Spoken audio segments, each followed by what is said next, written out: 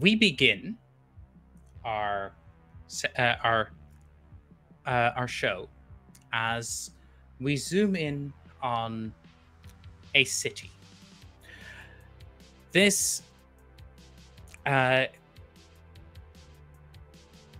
is a city of which is a combination of like massive skyscrapers, solid glass sidings, shiny and chrome, and old architecture, located somewhere in the world, because we are technically playing in a adjacent to Earth's setting. As we zoom in closer to the city, we start to see canals crisscrossing with streets. We zoom past one of many massive corporate buildings bearing the letters HIT. And then we zoom down to a park, which in the middle of it has a large, fairly old-fashioned style campus, with a few newer buildings surrounding it. In this campus, we zoom in on a person who's running from their lab to somewhere. Rosie. Hi. Introduce your character and tell us why are you running? What are you late for? You would see this tall, gangly lady in a lab coat. Her hair in a messy bun. She is frazzled, but she's got this big smile on her face because she is doing what she loves, as much work as it takes. There's probably some dark circles on her eyes from late nights. She is running from her lab to probably her next lecture. She is absolutely taking the most coursework possible so that she can learn and apply what she has learned to her life's work, which is ensuring that we can make as much food from as little land as possible in the most efficient way possible. Excellent. So yeah, as we see her running down the campus steps, she bumps in to just one person, but right next to them, someone pretty much exactly similar to them catches them. Sunny. Hi. You're just bumped into by the gangly very tall herpetology TA. Yeah. She is small, very bright, was probably distracted talking to someone next to her. See this person bumping into her, goes, whoa, hey, hi, are you okay? Yes, I'm so sorry, are you alright? Yes, it's okay. You seem to be in a hurry. I am rather, I'm so sorry. It's okay, no worries. And continues, I don't know who's next there, but probably talking to her brother, Alto as well, her twin brother. They look exactly the same, just a little color-coded a little differently. And just continues very excitedly, very bubbly.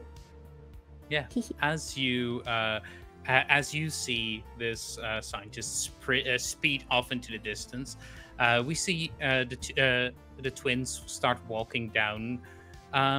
Probably to get coffee, right? Yeah. Oh, yeah, definitely. They need to sit down and have like a chill time, probably write down some music and something. Yeah, so as you walk down the street, you walk past a bookshop, which is currently closed. It has a little note outside that says, out for lunch. It is currently 9 a.m. Oh, I mean, who am I to judge? People can have lunch whenever they need it, right? As you pass that bookshop, however, you end up in someone's coffee shop. Next to that closed bookshop is the Soul Focus, Soul, a coffee shop that is the kind of a queer community hub for the campus.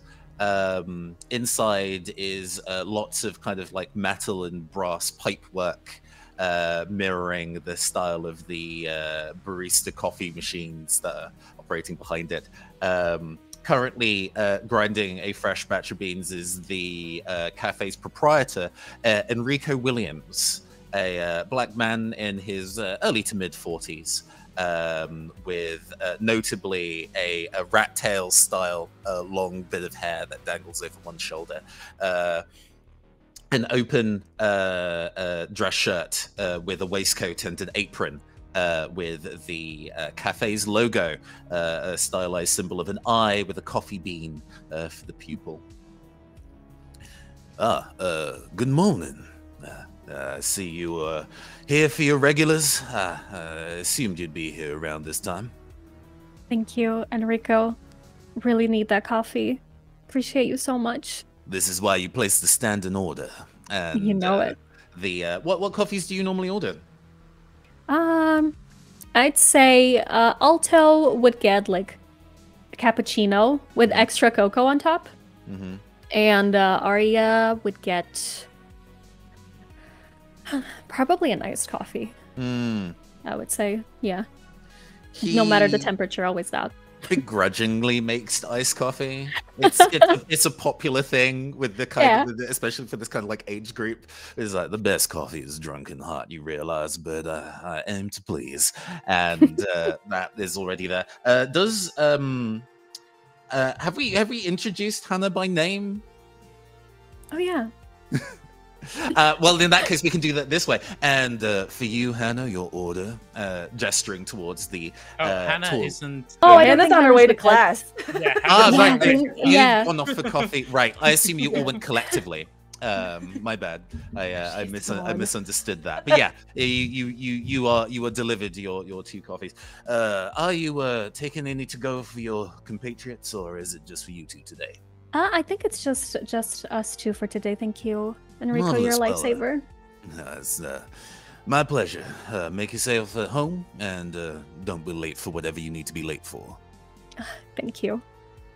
So, as you start to exit the cafe, with your coffees in hand, the door swings open, and at that same point, there's a scream out in the street, and seconds later you see the library door barreling open as someone comes out having been alerted. So yes, the library door simply flies open, and a head of just wildly curly brown hair peeks out. Very, very green eyes, turning this way, turning that, looking around. The proprietor of this store could be 18, could be late 20s, early 30s. It's simply ageless. Kind of that tan skin, like when an Italian is in the sun for 10 minutes and they just get disgustingly tan. And strangely enough, white freckles across their cheeks and nose. Dressed in this frilly button-down shirt with like pink and green and blue flowers embroidered, and this coat that is just a patchwork of tan and green and cream and dark browns with stitching in bright pink and teal and blue across it. Almost works, kind of a mess. And they look about. What? Who? Hello? Could be 18, could be 80. Yeah, it's... And as you... Oh. Oops. I just realized something. Never mind, don't worry about it. I'm going to have to fix something live. Not a load-bearing issue then, fair enough. I wasn't worried, and now I am. Right? Yes, as you start looking around you, what you see is there's this large roiling cloud of smoke that almost has like the form of some kind of large hunting animal that's barreling down past across the street and then just swerves, goes into a side street, and you can hear the sounds of screams, and it doesn't seem to have hurt anyone yet. Keyword. Not good. Is going to just kick the door to the bookshop closed with one booted foot and just take off after it. Okay. Arya's gonna... Oh. The rest of you, I'm assuming that Enrico at this point will probably have been, will probably have like gotten out as well to see what's going on, because the two of you know this person. You have in fact been operating with them for a while now. Okay. And seeing them run off after some kind of horrific creature probably tells you more than you need to know. Sure. Enrico notices the foppish neighbor to the cafe run past the front glass of the Soul Focus and goes, I guess I'm gonna have to be taking my lunch break early too then. Jennifer, would you mind holding the fort until I get back? Thank you. And removes the apron. Hand fishes into a waistcoat pocket and pulls out a small medal, puts it back, strolls, does not run, out of the cafe and turns into the street. Excellent.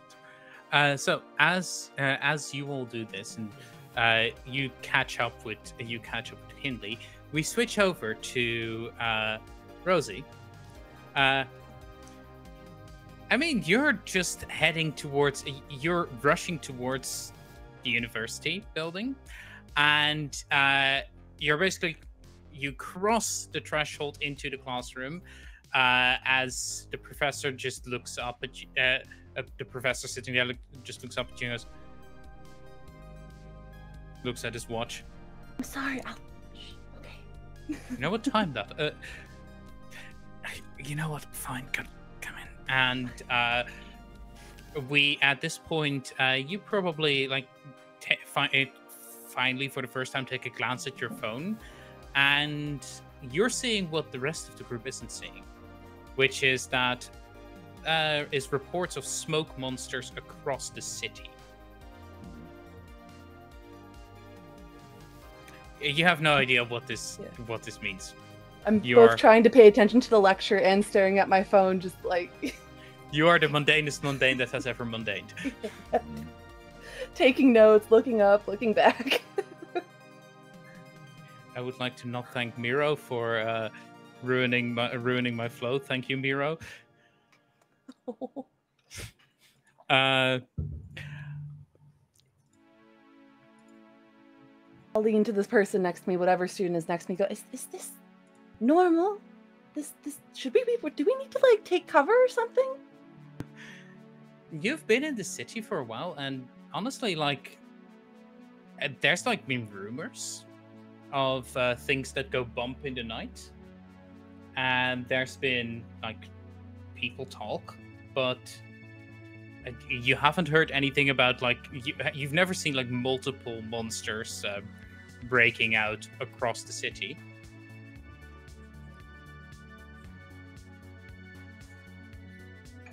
So that would in fact be confusing, yes. So we'll go and switch over to our present heroes, who what are you doing right now? So, give us a rundown of the scene involved again. There was a car accident, and a smoke monster is involved.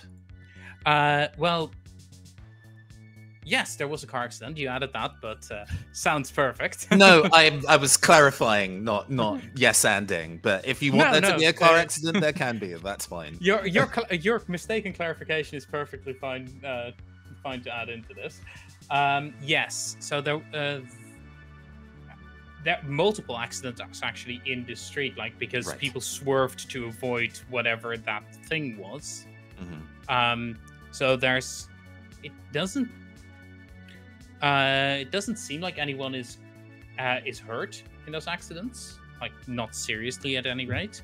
And whatever creature it was has moved on at this point.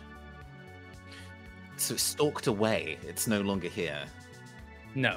Although you did hear screams in the distance from where it was heading to. Okay. Kinley did go get a little bit of a head start, so I'm assuming we're catching up now. Yeah. I'm gonna try to catch up and ask, Kinley, hi, did you see anything? What's going on here? A big smoke predator thing. And Kinley runs and leaps on top of a car's hood that's crashed a little bit, and it's just this entirely effortless little leap, and is looking and listening. I don't like it when these things vanish. Where did it go? It's very rude. I might be able to go and have a bit of a hand in finding out what it is. Good morning, Kinley, by the way. Oh, good morning. Hello, how are you all? Be better once it's been sorted, but let's see where that thing went. And Enrico leans against the street lamp, and I am going to, just out of the gate, just use one of my abilities immediately. Not even a transcended one. At my playbook, making sure I get the right one, the stranger, is a bit cold and distant, and can connect with other things better than he can connect with people, and that's reflected with the ability Things Feel. You can empathize with non-human things as if they were people. You can use this to gather info. You may ask questions from any playbook currently playing. So I've kind of decided that he can commune with things that are connected to power lines. So he has a brief conversation with the street lamp next to where the incident has occurred. There's a thrumming and sharing of information. I suppose since empathize is one of our 9 skills, I would be rolling empathize to see what we do. Please. Okay. I only have a single point in that, so I guess we're only rolling the single d6. Although, because not in a mission yet, there's nothing really position and effect and stuff. I jumped the gun. For now, I'll say you're in a controlled position because, well, the thing isn't barreling down on you right now. No, I'm not in danger. I'd call it normal effect. To double check, did that roll appear in the? There we go. It did. Love a visual delay, but we got there. That rolled a 4, which I do believe is a partial success. That would be partial, yeah.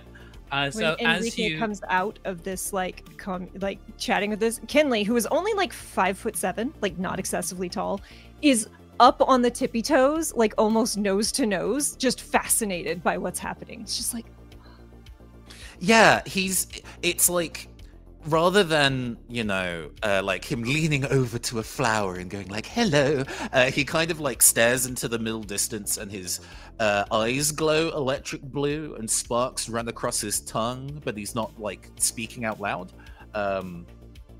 And we're going to go and ask a question and then see if anything terrible happens on the other side of this. So, what would you like to know? As you connect with the street lamp, you get the feeling that a street lamp doesn't have eyes, so it senses more the surrounding area of it. So it can give you a general vibe of what has been going on around it. We're going to ask one of the gather information from the Time Traveler playbook, because it's any playbook that's currently around. What is already in motion here is I think the best question to ask. Give me what's the streetlights understanding rundown of what just happened while we weren't present to see it happen. Okay, well, so what the the street lamp would have picked up. It doesn't really help you in what is set in motion, but it would like give you like this replay effect almost, as where you're you see the street in black and white, and you see footsteps of people who are walking across the street. You see a car driving, and then you see two cars that are the tracks of two cars are driving stop against each other. And what you see is footsteps that are coming out of the car and then slowly start forming into these massive beastly paw prints, and then eventually just starts expanding into like these blots of black ink that are just bounding over the street. Enrico blinks and his eyes stop glowing electric blue. Yep, here's another one of them. They headed out that way over yonder, pointing down the road into like the left, as the with the various branchings off. As usual, can we at least try and maintain a degree of discretion as we handle this time? Oh, we got this. It's good. It's an alley, right? We got this. We can just go there and do our thing. Yeah, it seems to be an amalgam of multiple people. So don't be surprised if you split in. So just to correct you there, because your character would know this. It didn't feel like an amalgam of people. It felt like one person turned into consumed. So of the two cars colliding, a single person transformed, and the other person's just going, "Oh my god, what happened?" Yeah, no. If you look at the other car, that other person is nowhere to be found. Okay. Hitting rewind on that then. There's a pretty good chance that it took the other person in that other car hostage or along for the ride at the very least. So we should definitely get going then. All right then. Come on, we got this. Yeah. So as you cross around the corner, you don't see the beast. However, what you do see is the the consequences of the beast on the street. Multiple trees have been torn down, and where they're torn down, they're already starting to rot. Like the wood has died where it has been crossed, where the creature has crossed paths with it. This little nice bush that it has traversed through is like, you've walked past the street. This is normally like a very nice verdant lush area. It has just as if it was sprayed with herbicide. With herbicide. It has wilted down, and across the buildings you can see like claw marks in the same black sooty, fairly foul-smelling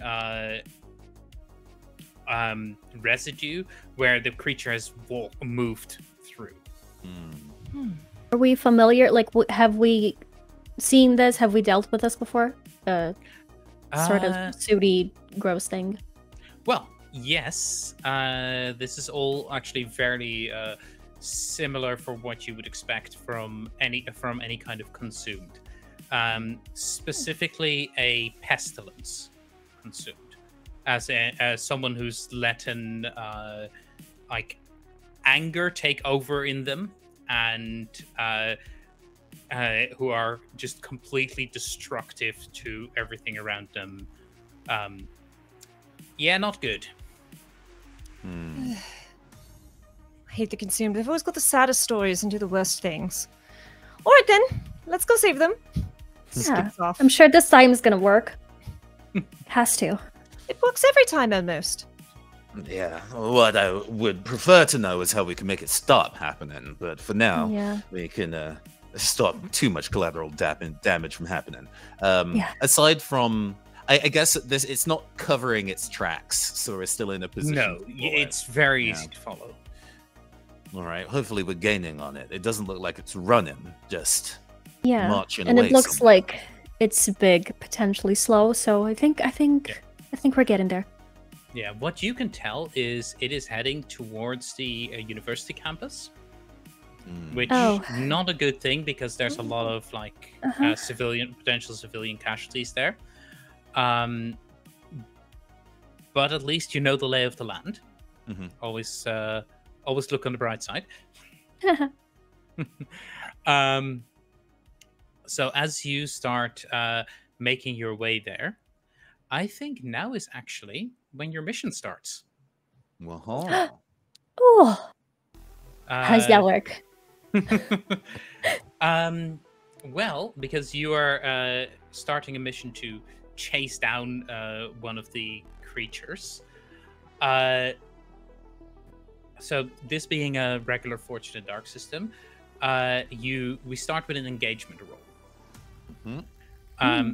So I'm going to tell you how many dice you get, and then you get to fight amongst yourselves who rolls the engagement roll.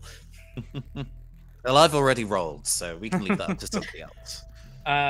Speaking of rolling, by the way, if you've seen these wonderful dice that people have been Yes. rolling, well, one person has been rolling, you could own those dice, or well, a Ooh. code to get those dice if you subscribe to Patreon, which isn't up yet. Aha! It'll be it's up a sneaky. in the start Yeah. of the week. In the start of the week. But yes, engagement roll. First off, there's always hope. Protagonists will start with one die for every mission. Then the next one: is this mission particularly heroic or noble, or does the mission's goal or methods reflect the worst parts of the protagonists? Yeah, I we're will trying to say save that it people. is heroic. You're trying to save Yeah. people. However, does it reflect the worst part of any of you three? I don't None think of us so. have been in angry traffic incidents recently, so I Yeah. don't think so. I think I would like to avoid the goopy, stressy thing. So yeah. So yeah, you get your die. Is the mission following through on details from the protagonist's investigation? Take 1. Or are the protagonists acting rationally on very little information? Take -1.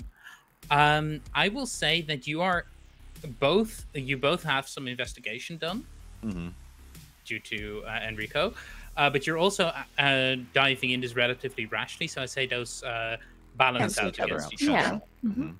Yeah. Does this mission determine the fate of a friend? Take 1. Are troubles from the protagonist's mundane lives getting in the way of this mission? You can go take 1 for reasons you do not understand right now. Oh, wonderful. And does the Lovely. mission's tier exceed the current tier of the investigation track? No, it does not. So you are at 3 dice. 3d6 is pretty good. Yes, Yeah, really and solid. that's Very for, good like- an engagement roll. That's for what? Our starting position in the adventure. So Ah. Blades in the Dark themed stuff tends to do missions in medias res. So we see whether we are already in a good position or more likely if we're already in a horrible position. Yeah, and at any point during the mission, you can flash back to say, no, I did this before the mission. It's a very lovely interesting. system. I'm gonna learn. So who wants to roll? And if no one wants to roll, I'm going to make Rosie roll because this is going to affect their character as well. I mean, that sounds I mean, good. yeah, let's go with Rosie then. Throwing poor Rosie Rosie's under the been bus sitting there just like Yeah, that. I Watching. mean, So may we've as well been get in on doing- the action. Exactly. Excellent. So how many die am I rolling? 3. 3. 3. 3d6. And ideally, you want a 6. Very much you don't want 1s or 3s. Let's try. 1s, 2s, or 3s. We got That's 2 a 3s and a 4. 4. Oh, Okay, so This is fine. as we are continuing, you find yourself rushing towards the university building, specifically the probably the one of the dependencies of the sciences building. Rosie, as you are starting up your lecture, still kind of an eye on your phone. The side of the lecture hall explodes open, and this smoke-turned beast creature barrels into the lecture hall, holding in its claw almost a ragdolly human being. Oh no! An adult man, probably like 40s, 50s. And as you see this, you see right behind where the wall has just exploded open, you see four people just scale across the debris as the creature goes across the walls onto the ceiling, turns back towards them, and so yes, as an ear-piercing screech goes through the auditorium, you already see like students rushing out, trying to not be where the horrific monster be. What do you do? All right. First things first, we're going to need to make sure that any regular civilians are going to be getting out without being attacked first. I know that I've already rolled, so if somebody wants to do something before me, they can. I can do that. The twins would start gathering the people, probably like split, get a little area going, like, please do the usual. There are civilians in a thing that's going to get a little messy. Trying very softly to just, yeah, it's okay. Come this way, it's going to be safer. Just trying as much as possible to calm them down and take them away from there. That does definitely seem like an action. Do you have an approach in mind that you would like to go with? I don't know if like empathize or express. I don't know which one would make more sense.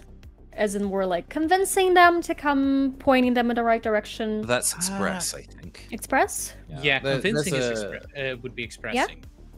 If you want the little paragraph that says which is which, because I needed to read this like a bunch of times. Yeah, okay. This is for chat's benefit too.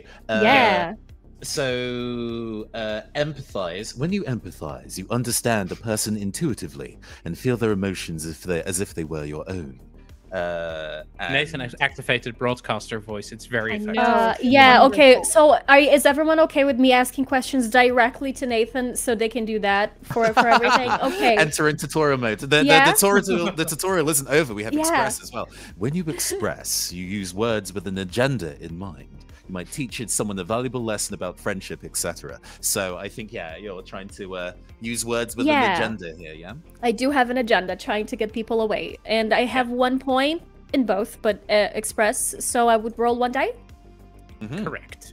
Unless you have anything that boosts you up.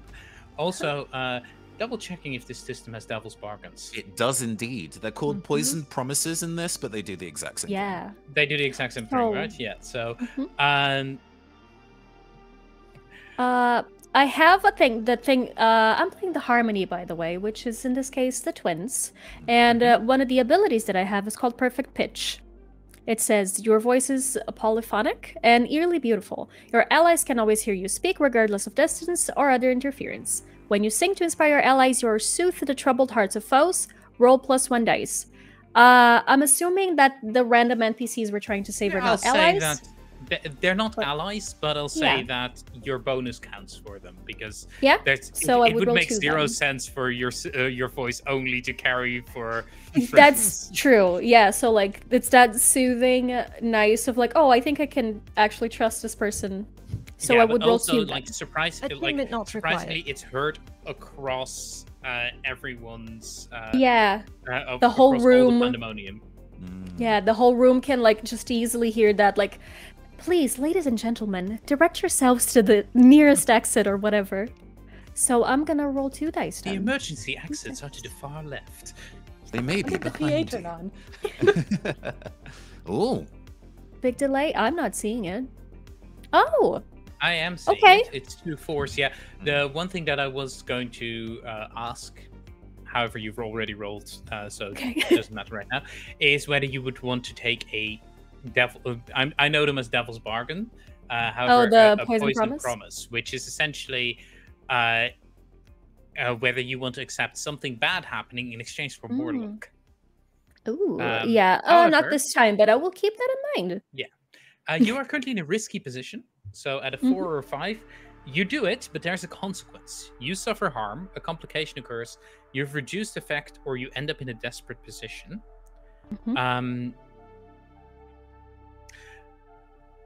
Okay, yeah. So what I'm going to say is this. You start to usher people out, and you succeed. You start pulling them towards you. However, your voice carries. Your voice does not just carry for friendlies. No, And it just as- carries. As you close the doors of the auditorium, like behind the last few people who have left, you see the beast focus its eyes on you and then start charging. You're in a desperate position. Yeah, that makes sense. All of you are in a Sounds fair. desperate position. You have a second to react. By the way, at this point, Rosie, I would love to know what your character is doing as this is occurring. Aside Did your character from the flee? no, I think she Were they at the initially wrong was- side of the room? Yeah. Where she was positioned would have been near the front at the TA's desk. The moment that wall burst, she would have ensured, along with the twins, one of whom she recognizes as bumping into earlier, getting people out, ensuring that her students are okay. And I think as she ushers out the last one, she turns to see what is happening, because now her science mind is on, like, this isn't natural, this is really kind of cool, but also terrifying. So she's in observation mode, but also she's sort of scanning the room to see if anyone got left behind or is hurt. So, very annoying. There is now an innocent bystander at risk. I'm sorry. Yeah, I would say the twins would like be, if they're close to the door, like trying to be like, okay, just please make sure you're okay. We got you. It's gonna be fine. Stay behind us. Okay. As I'm So- like taller than you. Yeah, these little tiny babies going like, Stay behind us. I am going to ask at this point because Kinley, you turn to see the creature first readying to barrel down the twins. Which, I mean, problem, but you've seen the twins act. They can handle themselves. Very skilled. However, next to the twins, you see. Oh. Oh, no, problem. And Kinley has been trying unsuccessfully to distract this thing, because Arya's voice is just too good. Like it's just too good, and Kinley is like flailing in an ineffective way to try and get attention. And as it is not working, just bolts like a forest creature across the room. To try and put themselves between this person and this creature. Please, leave, please, be careful, please, leave now, quickly, please.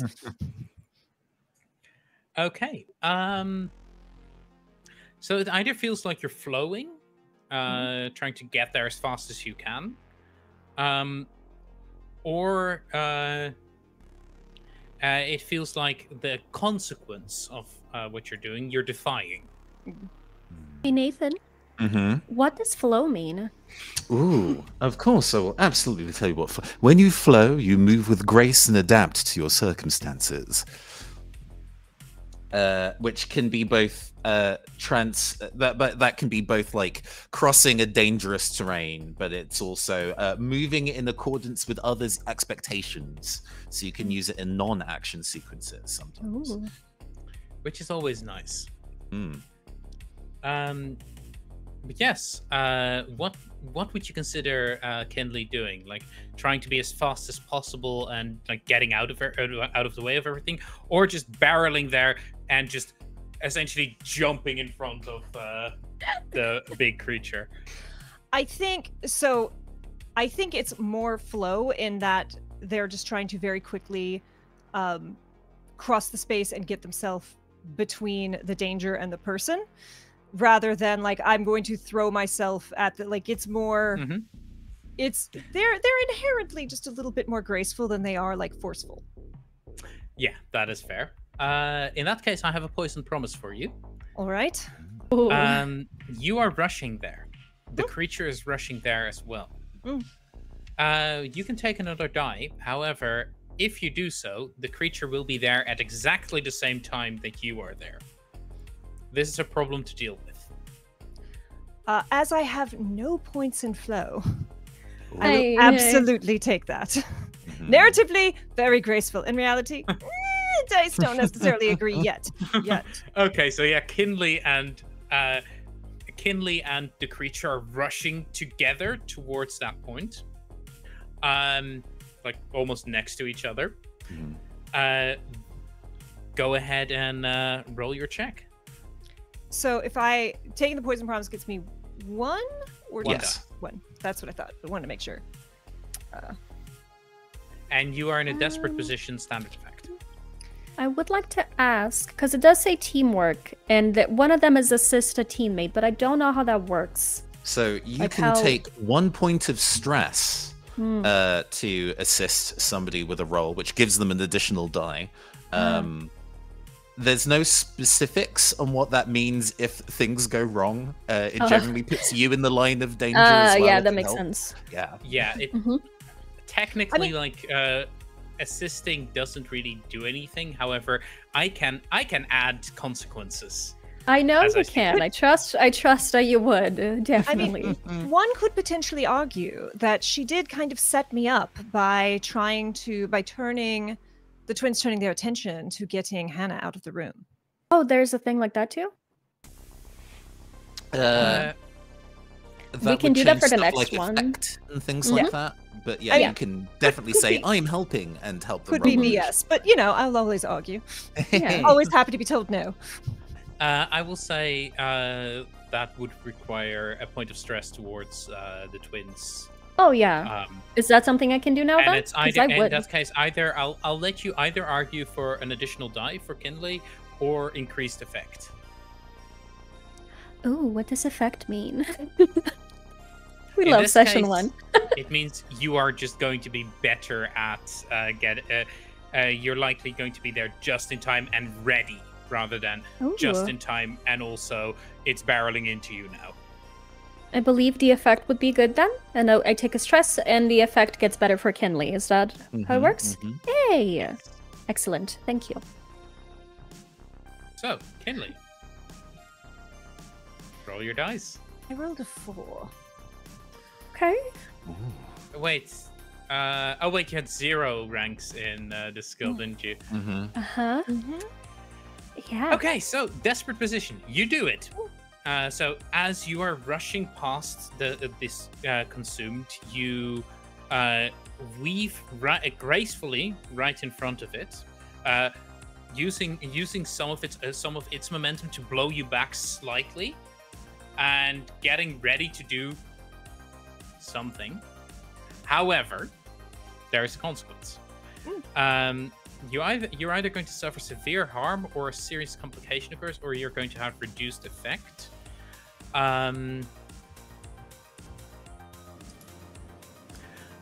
Oh, yeah, very simple. As you weave away, you think, "Oh, I've done this perfectly. I'm fine." Only you realize too late, these creatures don't necessarily have to follow physical forms. So while your attention is at its front claw, its back claw just shoots towards you, and Kinley is going to take the first severe harm of the game. Oh, 1 stress from you, 1 harm for you. Yay, we're doing great. I would go with just like a nasty shoulder wound. I'll call it a level 2 harm. Oh. You're suffering. Oh. And would you like to attempt to resist that? Yeah, I'll take it. I rather expected that was going to happen, and that's worth it to Okay. get our new friend, absolutely new friend here, safe and out of the way. So yeah, Kinley just shoots across the room like a little deer, throws themselves in front. It's like, nope. Yeah, and essentially what has just happened is Kinley has been rammed to the back of the wall, and there's just this claw has stuck through, and you hear like the sound of it crushing in the back wall. Oh, this is not the shot I wanted to bleed on. Oh. What do the rest of you do? You are still, I should add, in a desperate position. Yeah. No, that makes sense. Before we move on for the next roll, since you rolled a desperate roll, you gain EXP for that. In fact, you do gain a point of XP.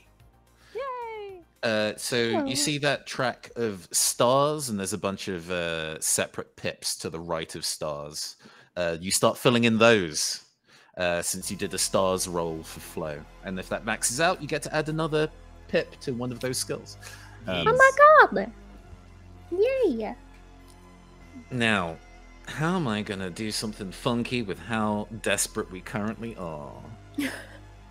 Do I want to transcend yet? After seeing Kinley doing that, the twins are definitely eyeing each other and going like, "Oh, it might be go time."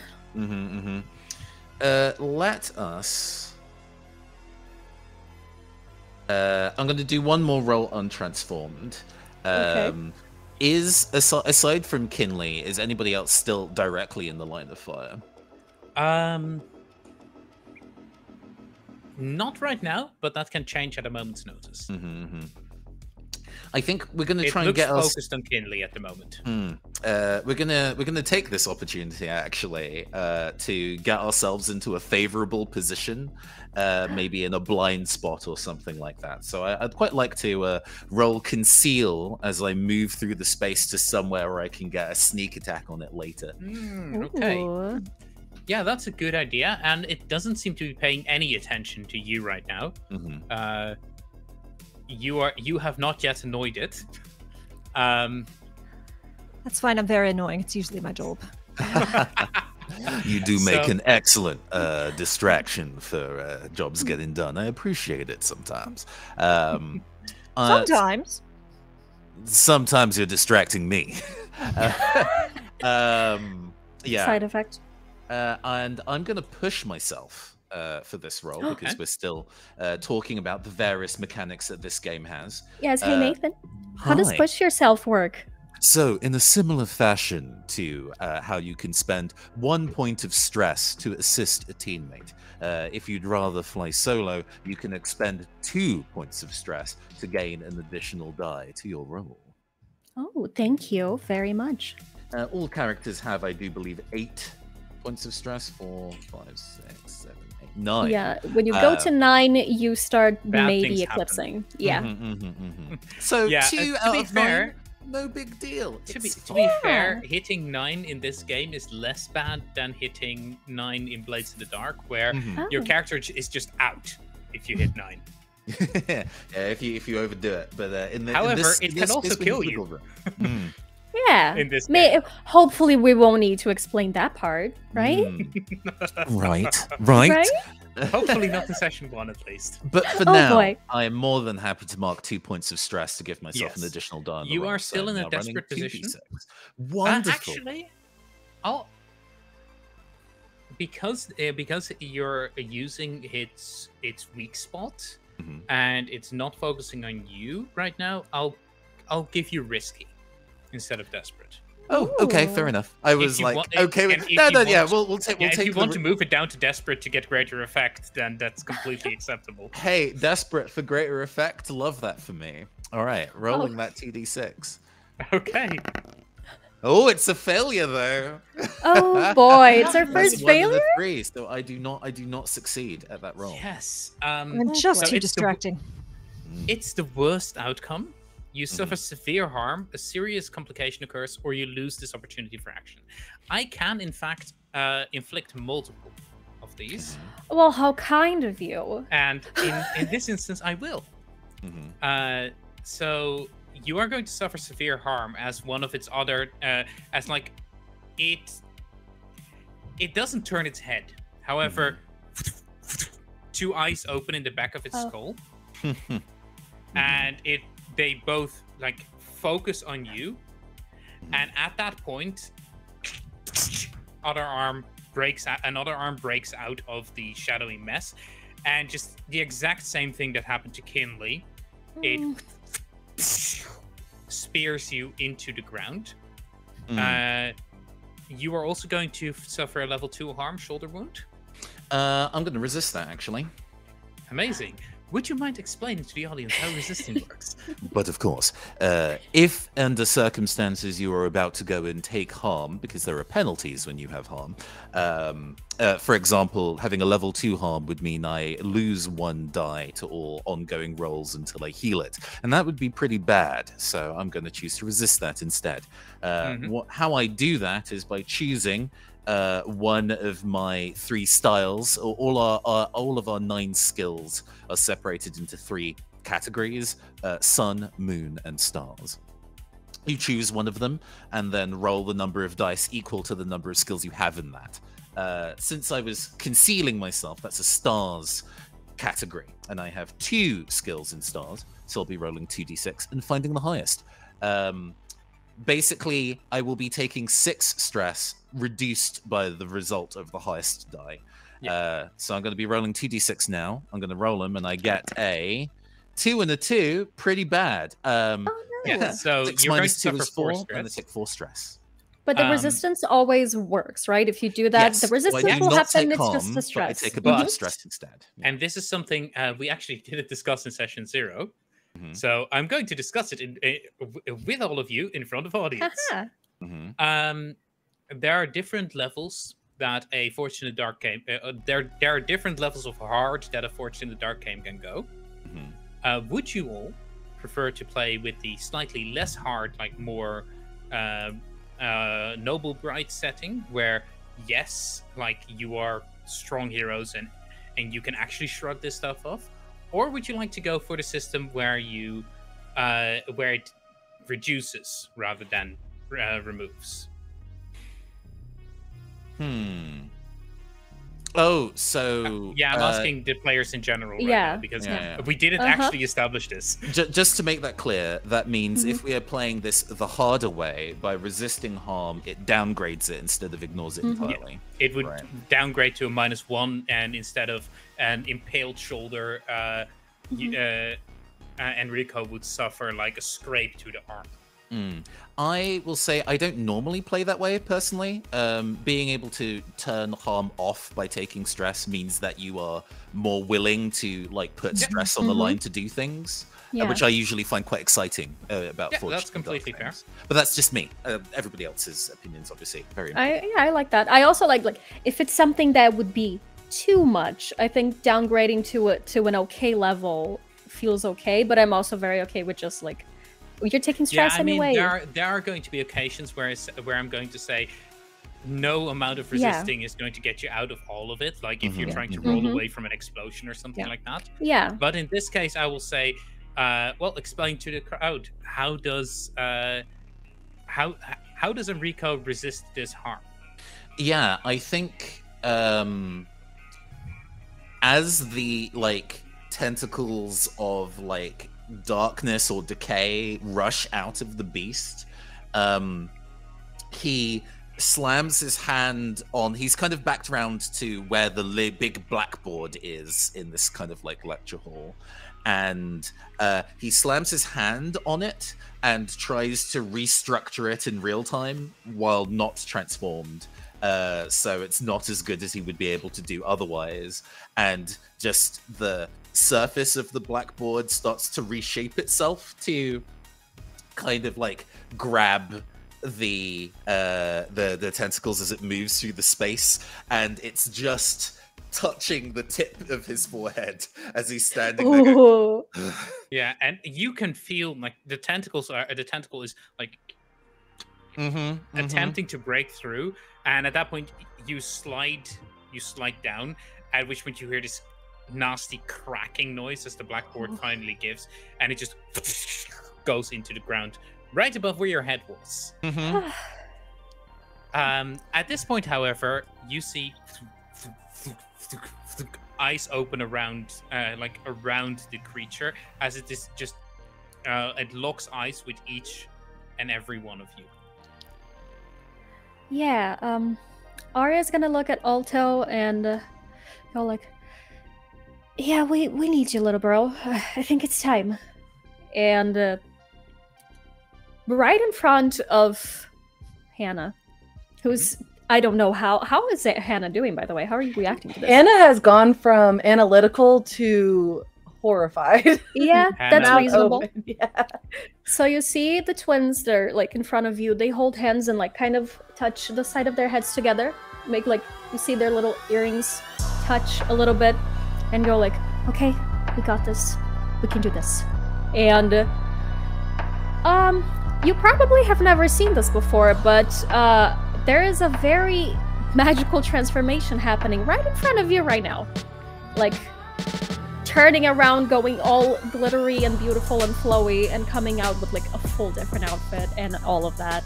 It's gorgeous. It's magical. I don't think we have music for that, but basically all of that happens and it's very nice.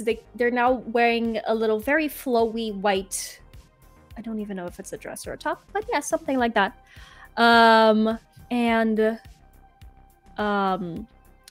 Arya gets more quiet, still trying their best, but Alto, for the first time, starts speaking in a very like soft, flowy, very musical voice, more a song than a saying, and he's just trying to, you know, inspire, direct everyone to like, we can do this. It's probably time. It's fine. We have someone to save. I believe in all of you, and start like singing a soft lo-fi tunes to destroy a shadowy gloop creature to vibes to, yeah.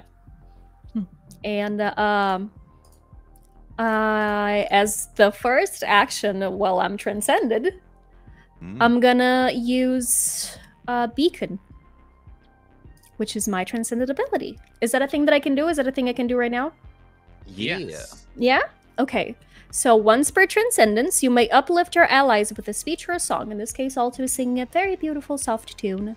And when you do, it counts as spending a link on each ally that can hear you. And they choose which link effect to use. So those of you that are harmed can choose to ignore a harm tag for the entirety of your transcendence or whatever. I don't know how that happens, but Finley can do that.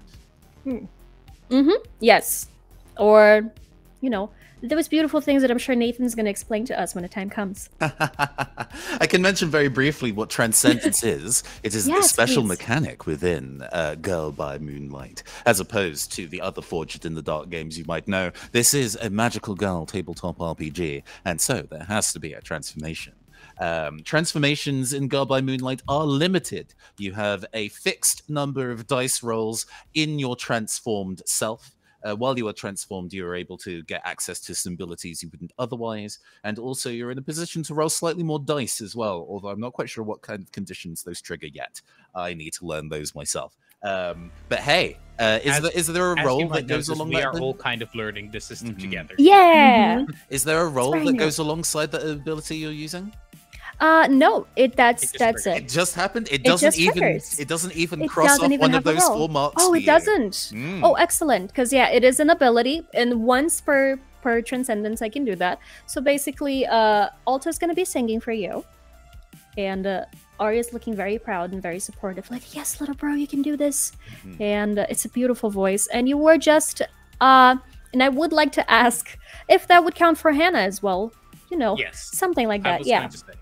Yeah, so everyone has one link from Alto that you can use depending on whatever happens. And that's going to be for the entirety of this mission, I'm assuming, until you use it. Yeah. So, rotating back, Kinley, you are hanging to the wall still, right next to Hannah. You see Hannah, like, probably like sitting behind, like, covered behind one of the auditorium chairs. What do the two of you do at this point? I think Kenley is it going to take an action to pull the thing out, or is that just fun That's narrative? going to be part of whatever you're doing. Okay.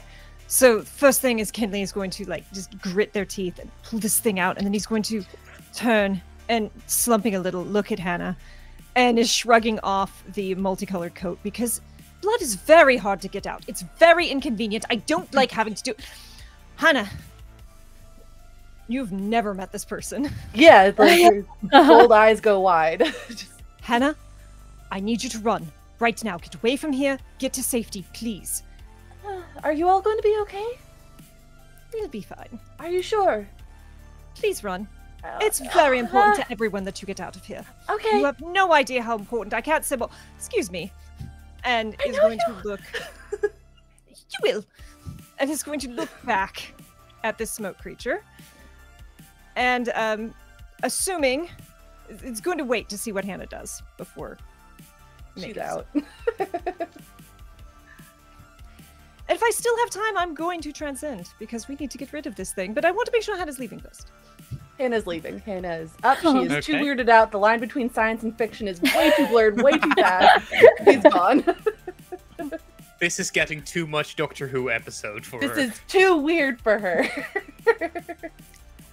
Amazing. Okay, so as Hannah is starting to run, you pull out the thing. The creature, like one set of eyes goes to Hannah, then another set of the set of eyes comes back to you, because at this point it's looking and it's beginning to sense what's about to happen, and focus. Like eyes go to pinpricks, and what do? You have a second. Kenley is going to take 2 steps forward, jump in the air, and this green magical energy just rushes around them. The Magical Girl transformation begins. They hover in the air and spin.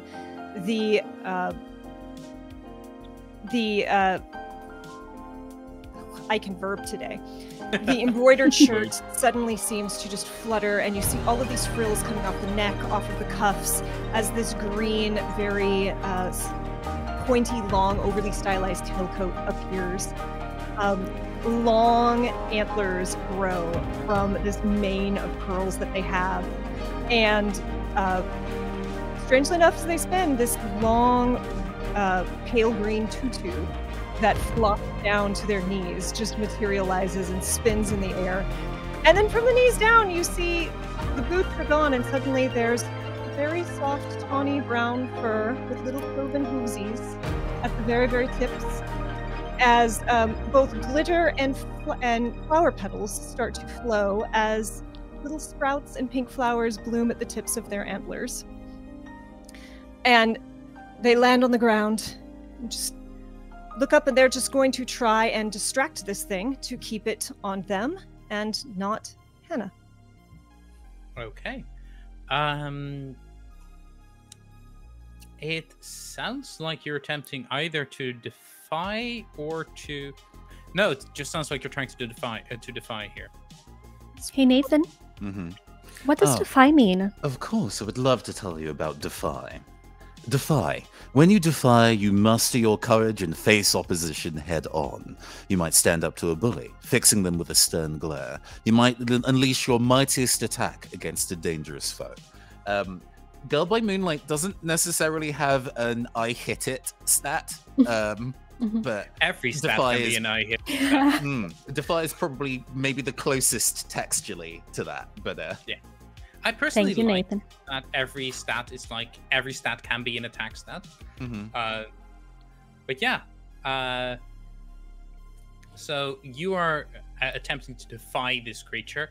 You're still very much in a desperate position. You are at -1 die because of your wound. So I am going to. I'd be remiss to ask if you're going to use your link to cover up the wound for us for the rest of the fight. Absolutely is what I would like to do. So Okay. the way Sounds this good. works, I do believe, is that I am not healed from that wound. I will still No, have to heal from it it'll be during back. downtime, but I don't have to deal with the consequences of Correct. it right now. Yeah, so you shrug. you shrugging, you like pop your shoulder as the song starts filling you with determination, and then defy. And I'm going to take 2 stress to Okay. push myself to. I've got to keep. No one understands how important it is I keep this girl safe. So, no, here, me, here. Look at the antlers. Look at the antlers. I'm prey. I'm prey. I am prey. In that case, I mean, I can also offer you a poison promise. Ooh. The poison promise is, it agrees you are prey. Oh boy. Yeah, I'm fine taking some harm. Okay. I have armor. Harmer, I have armor. go ahead and go for a desperate roll. Okay. So just to clarify, I still need to use the stress to do. Yes. No, No, if you take the poison promise, Yeah. I think you don't. you are you can only allowed snack. to. You are allowed to either push or was it accept the either poison or? promise. Yeah, that's Oh, also. yeah, no, it's in- true. Oh, it does Cool. say or. Mm. Okay. You're not allowed to stack that much, and the pushing is more like if you want to not accept the devil's bargain, but you still need to dice. Mm. Gotcha. Mhm. That's why I Mhm. was like, I'm trying to remember exactly how this works. Yeah. But okay, but I think my question is, I don't have any points in defy. Mm. Yes, so you're currently Ah. at 0. The poison promise would put you up to plus Give me Give you 1 one. Perfect. and give Okay. you 1 die. Thank you. Making sure. Otherwise, you'd roll 2 dice and take the least of the 2, which is always a good time. Uh-huh. Oh boy. That's a 2. It sure is. Oh boy. Okay, so as you square it down, it's the worst outcome. I'm going to say that you do not lose the opportunity for action. However, there's going to be 2 consequences. The first thing is it's going to, it has turned towards you, and like tendrils were starting to escape from its body, and all of them are basically going to at you, which is going to be a level 3 harm. Oh boy. Ooh, brutal. And now it is impaled. So that's the first consequence. You Okay. may or may not choose to resist. But And can the I second use my consequence, Armor on that. yes, you can use your armor on that. Brilliant. And the second consequence, you may or may not choose to resist, is that the creature at this point has lost all interest in the person it was carrying, and it's just going to fling the person across the room. And if you don't resist this, the person is going to fly against the other side of the room, probably like 100 meters, and make this sickeningly cracking sound before falling down to the floor. Oh, And Mm. I'm going to try and resist that. Yes, please. I would like for that to not happen. okay, so the first thing, your armor resists. So you're fine on that front. The things start battering into like this glowing armor that is starting to form around you, and it is beginning to crack. Like you only have 1 use of armor, I believe, Mhm. transcended form. So Mhm. it's beginning to crack, and as the last one hits, the Oh. shell explodes around you, Well, that's and what then the you left one see the is, it's person pretty. flying. Mm. Not good flying. This person does not have wings. You're resisting the fly? What sorry, I got a little confused in the whole Yeah, situation. 2 things happened. I took damage, and then there's an effect, and my armor, because we have Magical Girl armor, Yeah. took that damage, so I didn't have to take the level 3 harm. Oh, okay. And then I'm going to try and resist the effect of this person getting splatted Oh, against a wall. gotcha. Mhm. Nice. So that you're going to have to help me on how to do that. Sure. Yes.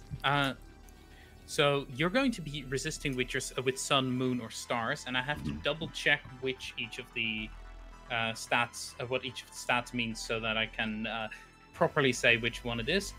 Sun is consequences from violence and fear. Moon is consequences from despair and heartbreak, and stars are consequences from panic and social pressure. I'd say this is sun. Yeah, sounds It's very a consequence violent. from violence. So you're trying to resist a tips on consequence that. from violence, which means that you roll your sun, which is how many skills you have trained in sun, essentially. Oh no. Oh no. Oh no. I was hoping it would be flow because I had to get there quickly to save him. No, because resisting is Yeah, yeah. resistance roll. Yeah. Yeah. The good news is it's going to work. Resistances work. Final. However, you're going to take up to 6 stress. Up to 5 stress technically. Up to 5, yeah. You can even with 2 ones, you can't roll lower than 1. Yeah. So go ahead and roll your 2 dice and take the lowest of the 2.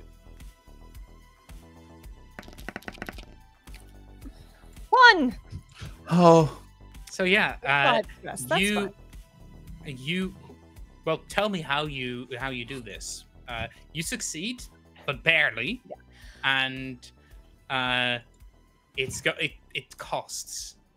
I think Kinley sees this person start to go flying. Bad fly. No good. Crouches down and just leaps on those little cloven hoovesies, and all of a sudden, all this kind of natural leaping and grace that you've seen makes sense as they leap into the air, catch this person, and then just absolutely eat it. Like, they don't even catch the person to land on their back. They catch the person, hold them, land face first. Oh. Oh. An antler cracks. It's like, Oh, can we? okay, yes, okay. The good news is you don't take any harm of this, but you all see Kinley's eyes start twitching as the stress is. Yeah, that sounded very over. stressful. So yeah, good news, if at all. The creature is slightly distracted from what it just did, so it has left an opening for the twins or Enrico, which I will say you have moved back to a risky position because it's just distracted. Do the twins currently have any way to roll 2 dice in anything right now? Only in resisting things, because my son is okay, but apart from that, no. I wanted to ask how the gather information things work. I don't know how that works. So you can, as I understand, you can use any really of the skills to try and specifically gather information. And then when you do succeed, like get a mixed or full success, you can ask the gather information questions on your sheet. And then if you use those in whatever you do next, you can get increased position or effect. Gotcha. Would that is it an action? Like, is that would that count as a transcendence action? I guess it would be a roll. So anytime you roll dice. Anytime you roll that. Gotcha. Okay. Yeah. How about I guess Hannah's still on the outside of things right now, and I'm trying to think of a way that we can kind of get you back in the mix, maybe for a final blow. You know, what I think we're gonna do is there's like a garden plaza outside, right? Yeah. I'm going to transcend in this moment of distraction from the smoke beast. Enrico pulls the medal out of their waistcoat pocket and flips it in the air like a coin. And while it's flipping in the air, his entire head becomes like a ball of plasma, too bright to kind of see properly. Like, he just becomes electricity, and forming around the body is a kind of like a what would be like a futuristic kind of like stealth suit kind of deal. A senpai suit. Yes, of course. As a helmet comes around as well with mirrored dark glass that obscures the plasma head, except for a very long electric kind of scarf that kind of comes out the base of the helmet and kind of thrashes around and catches the medal again, and it kind of like I think it kind of like melds into one of the hands. It becomes almost like a glove, a metallic glove around him. And he says, "It was it's a good thing I was working on this the other day. And I'm going to use my transcendent ability, not reading the character sheet that is mine and not somebody else's. That would be useful. Here's one I prepared earlier. Once per transcendence, you may activate a flashback without spending stress to create a device that does also means that also means you can get like the worst stress flashback before that. Hey, so we see. I'll finish the rest of the detail on this actually. Without spending stress to create a device that does one of the following: allow for an escape, reveal unexpected information, and create an opportunity for an ally. And we see him at the Soul Focus late night at some point in the past. And he is using one of the tables in the cafe to work on a device. He has many devices that he uses, kind of using his ability to kind of talk to electrics to make a device in harmony. But he can only make them in the cafe for some reason. He doesn't understand why. He can't do them at home, and they tend to break after being used once. So he'll make a whole wide variety of very specific things on the off chance it'll become in handy. And this one is what is it? Like, he describes it as a photo through the wires, and is actually using a kind of disposable camera as part of the gadget, and he pulls it out. You wouldn't be able to kind of like take this into an airport. This thing looks this jury of all the alarm bells. Absolutely. And he throws it with the glove. He throws it with the non-gloved hand into the room, and it explodes in a big flash of light as the camera goes off. And at the same time, the big electric scarf just jams into like a power line in the room. And we are all immediately moved elsewhere via the wires, including the beast, since it has a ton of eyes. Okay. As all of our three wonderful magical girls, 4 technically, poof out of existence and then poof back in somewhere else. Yes. On the university campus, there is a relatively secluded courtyard area that we've not seen yet so far in the kind of like footage of this TV show. But we do see Hannah here. Why did Hannah choose to run here of all places? This is an area that she finds great peace in, and she comes here to study. It is near enough to all of the buildings where she is working and studying and going to class. It is also very secluded, so it's a good place to come and hide. So she figured, why not here? Where she is currently freaking out. There is even, in fact, a really good reading spot. There's a surprisingly comfortable bench with a very ornate, actually designed by the kind of like metalworking society at the university, street lamp. That's also kind of like a stealthy charging port. So you can still work on your laptop here, even though it's kind of not next to anything. And while you're out here, you start getting like the hair on the back of your hands and neck stand on end, and you smell ozone and like a bolt from the blue. There's like literally a crack of electricity as 4 people and a monster manifest in the air and unceremoniously, or at least one of them is clearly braced for it and kind of lands reasonably cleanly, and everybody else actually I'm going to, and this is a roll without consequences, except for the fact that that'll be funny.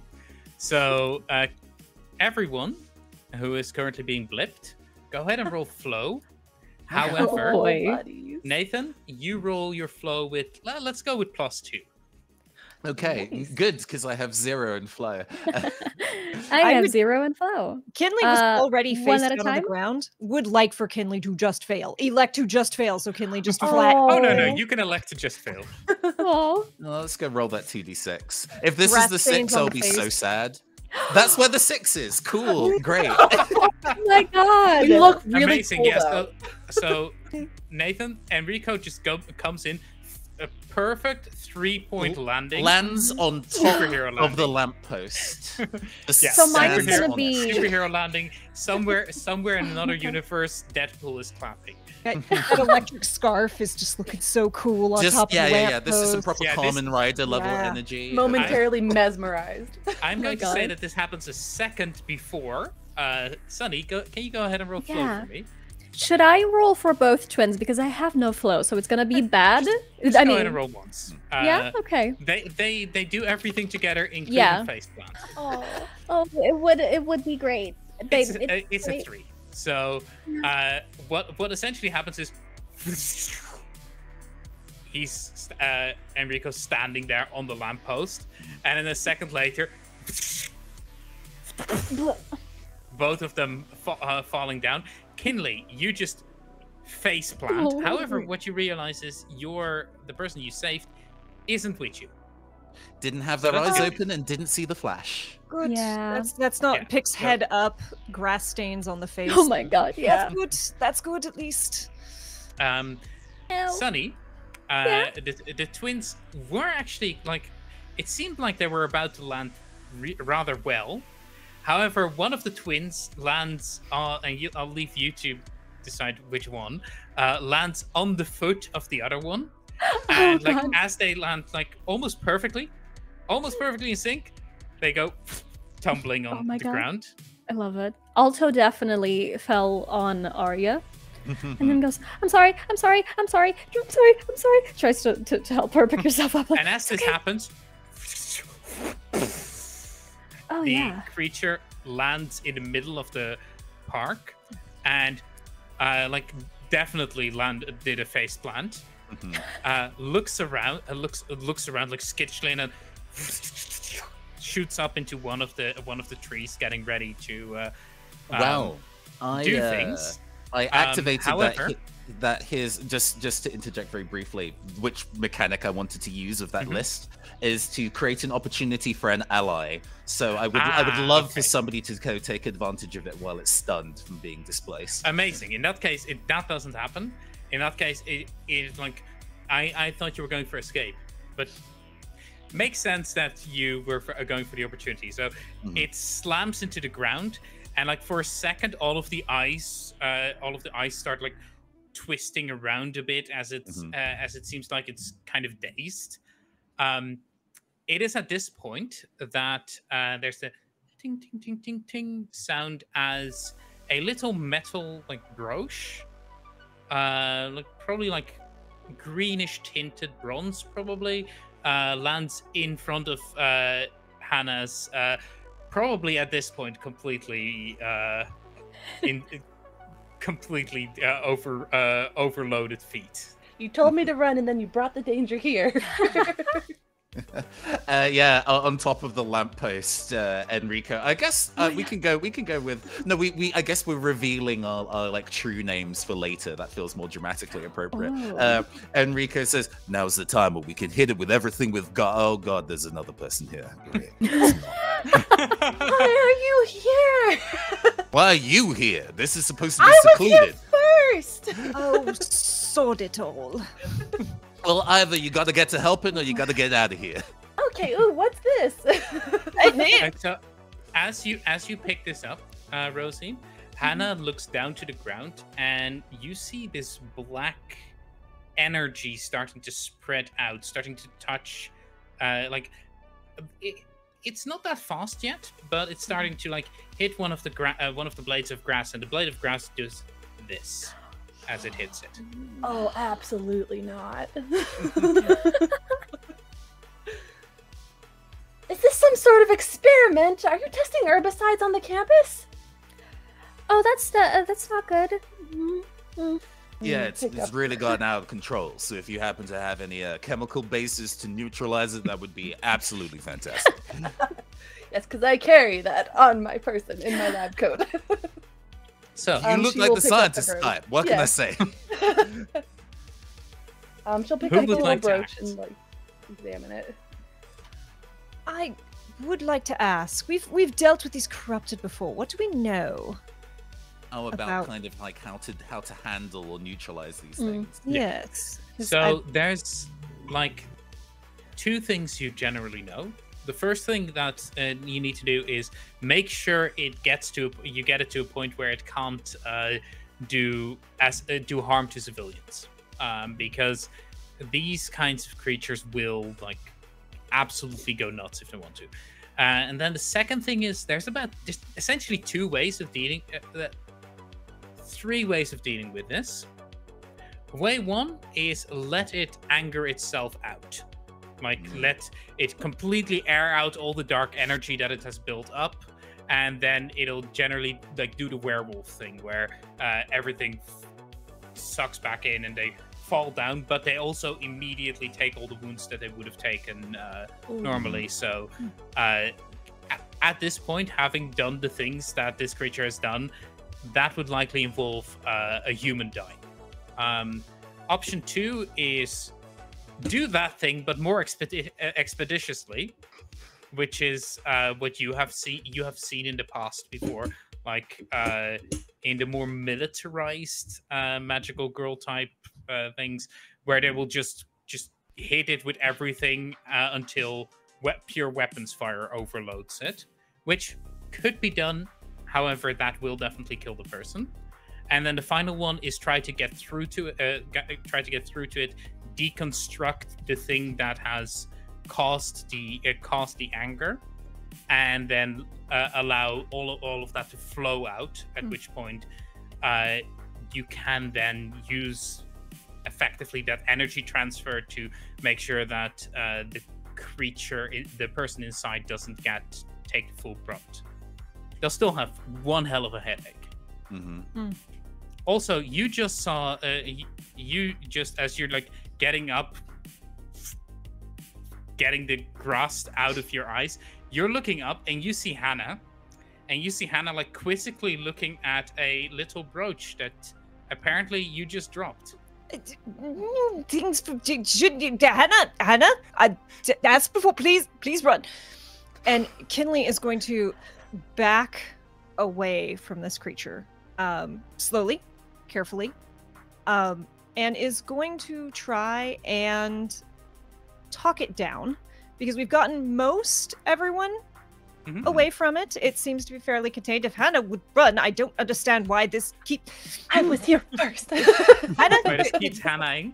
Hannah keeps Hannahing. Hannah keeps Hannahing, and now Hannah, don't. Those are, please don't with that thing. And hello, creature.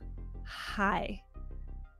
I don't know what happened. I assume it had to do with a car. I also hate cars. There's nothing worse than traffic, and people are terrible behind the wheel, and it's...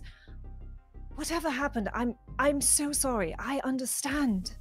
But you've got to let this go, please. Okay, so are you trying to empathize or forgive? I would like to forgive. Ooh. Okay. And just say, I have seen people do all manner of terrible things a number of times over. You wouldn't believe how many bad decisions a single person can make in the same situation. But it's all right, because we are all capable of change. We are all capable of being our better selves. Please, would you like to sit and have some tea? Come back to the shop. We'll talk. Someone sounds like they're speaking from experience. Okay, so I'm going to say limited effect, because the creature is still clearly enraged. So this will probably be more of a setup action. Fine with that. And the position is definitely desperate, because it is about to start striking out again. However, you did get an assist from Enrico. How would you like to have that play out? I think that this is because we've got them away from what they were currently attacking. So I think that I'd like to improve that limited effect to a standard. Okay, standard effect it is. I will start a clock, because I get to do clocks in this system. Hey, what's a clock? A clock, well, Nathan, Nathan, But what's of a clock? course, I would love to tell you what clocks are. So, in Forged in the Dark systems, tracking progress of various events is going to be very important. We're going to be spinning multiple plates at once while we're doing our heroics, and those are tracked using clocks. They can be multiple segments, which generally describes how long those are. Usually 3 or 4 is a short one, but you can have even up to 10 or 12 segmented clocks. Succeeding in rolls will increase the number of those segments of a clock filled in. So getting full successes is likely to fill in something by 2, partial successes by 1. But those rules can be fudged depending on what the clock is about and what it's trying to do. So what is this clock named, Tav? The beast is called, and it is a 6-segment clock. Ooh. Okay. Beast is called. So, as you start reaching out to it, all of you can feel this tangible connection that is starting to be woven between the two of you, and go ahead and well, you are currently in a desperate position. How many dice do you have on Janet? In Janet? Oh, in What? in Forgive. Moon? Yes. In Forgive. oh, in Forgive 1. 1 die. Unless I filled this out wrong. I read the directions. I've got 3 pips total. Mm-hmm. Me too. Okay, just making sure. You'll quickly start growing those, Just especially wanted with all the desperate position rolls. You have been tracking those, right? Mm-hmm. I have not, but I will go back. Keep in mind And to go track after. every desperate position roll, because every desperate position roll gives you XP. The joys of this being a recorded stream. Ah, yes. I think this is your second desperate roll so far. Might even be the third, honestly. Oh. Like, Do Kinley like- has been doing some desperate stuff. I've been doing very dumb things trying to. That's how the Pretty system sure- works. isn't it? Yeah, I'm pretty sure almost all of your rolls were desperate, apart from like the first one. Well, Probably. and I've deliberately been putting myself in worse positions Yeah. to try to put Hannah in better positions. Mhm, And mhm. Hannah, for some reason, doesn't want to. I mean, fate is conspiring against Hannah, but Yeah. Yeah, I think the last one was not Hannah's fault. Is there Just anyone who saying. wants to assist? Can I? Yeah, that's what I was gonna ask. Well, I think Sunny's characters are built for assisting. Yeah. Like the twins Mhm. are built for this, Mhm. and especially like the forgiveness thing and trying to link up with with the creature. I'd say that I'd allow you to take stress to assist there. Yeah, excellent. Because yeah, like one of the things and like the twins will do after involves that as well. So I Mhm. would gladly take the stress to assist. And does anyone have an idea for a poison promise? Because I can also ask other people for poison promises. Indeed. Oh yeah. I think the next move that the Smoke Beast takes will put it in a do or die situation for Hannah. Like, this is no longer a Ah. thing I have a where you can run away. You have to act now. I After have a whatever perfect. results I here. have a perfect idea for this. Okay. So- Hmm. I, as the GM, I will accept it. Kinley, do you accept it? This would, by the way, be betray a friend. oh yes, we take it. Unintentionally, but yes. Yes, Yeah. we take it. Abso-heckin-lutely. Okay, that gives you an I'm- additional bonus die, plus a die And you do from, get my assist. from the assist. So that that's puts 2 me at additional dice, 3d6. plus your plus the 1 for luck, 3 dice. Nice. Okay. Right. So as Kinley is speaking very soothingly, and I don't know if it hit like the relocation made it not think of me as prey anymore, but it was very much focused on me, so I'm hoping that will also help. Ooh, fun. Oh. 2 5s and fives. 4. And a 4. So you do it, but there's a consequence. You suffer severe harm, a serious complication occurs, or you have reduced effect. Because of everything that's going on, I'll not rule the reduced effect. So you are going to, as you're starting to reach out to it, it doesn't want to listen. It's angry. You know how when you're feeling angry one and wants to someone go to reaches therapy out at to you first. and is trying to go like, "Hey, it's going to be all right." No, you are angry. You're pissed off.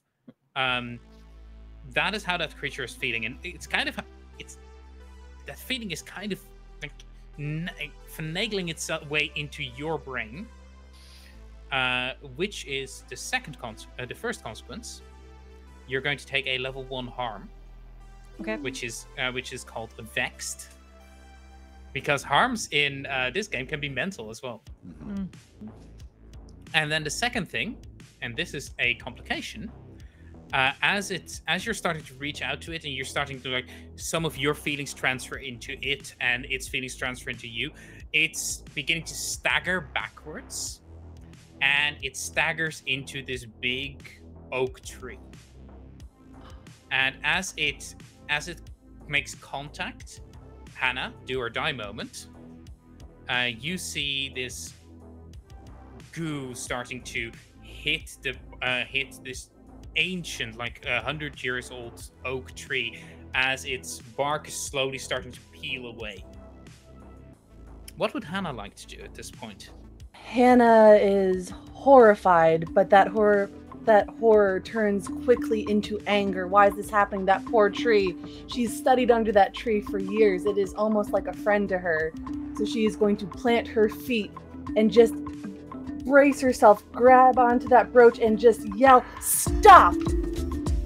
And Kinley, this is not good news for you, because as you see her bracing, and as you see her, her knuckles turn white with you see her knuckles turn white with anger, and then out from the tiniest little crack on that knuckle, there's a little bit of purple light. No. And Rosie, you have no idea what is going on, but would you like to tell the crowd what is happening? As she grips this brooch, purple light will start to coalesce around her hands and work its way up. Her lab coat goes from its starched white to this flowing, oversized indigo coat. It's puffy, it is comfortable, but it is flowing back as a massive collar pops out from the top. As this light continues to flow up, her glasses point and become these encompassing goggles that are purple. Her hair will go from its straw blonde, starting at the roots, down and elongate into these violet braids. She's gonna stand there going, "Oh no!" She is shaking from fear and anger as she stares down this beast. And as you do this, as you transcend, it feels almost natural to you. Mm-hmm. However, you are transcending from anger. So, I'm assuming you don't want to try to calm down the beast. I want it to stop, whatever that means. And I think that's very fueled by anger and a little bit of wanting to force it to stop. Yeah. She doesn't know what it is. Yeah. The rest of you, by the way, how do you react as this is going on? Giving Rosie a second to think about proceeding. I would like to look at Hannah like, oh, okay. We're doing that. Try not to panic. We can explain that to you later. You look gorgeous, by the way. It's gonna be okay. You're wonderful, and it's gonna be fine. Just take a deep breath, and things are gonna be okay. Just trying to soothe her. Just like, we've been through it. We're gonna help you. It's interesting. Welcome. Of course we have another one. I mean, it's been a while. Why they all have to be kids, too? Oh, I'm sorry. Kid. To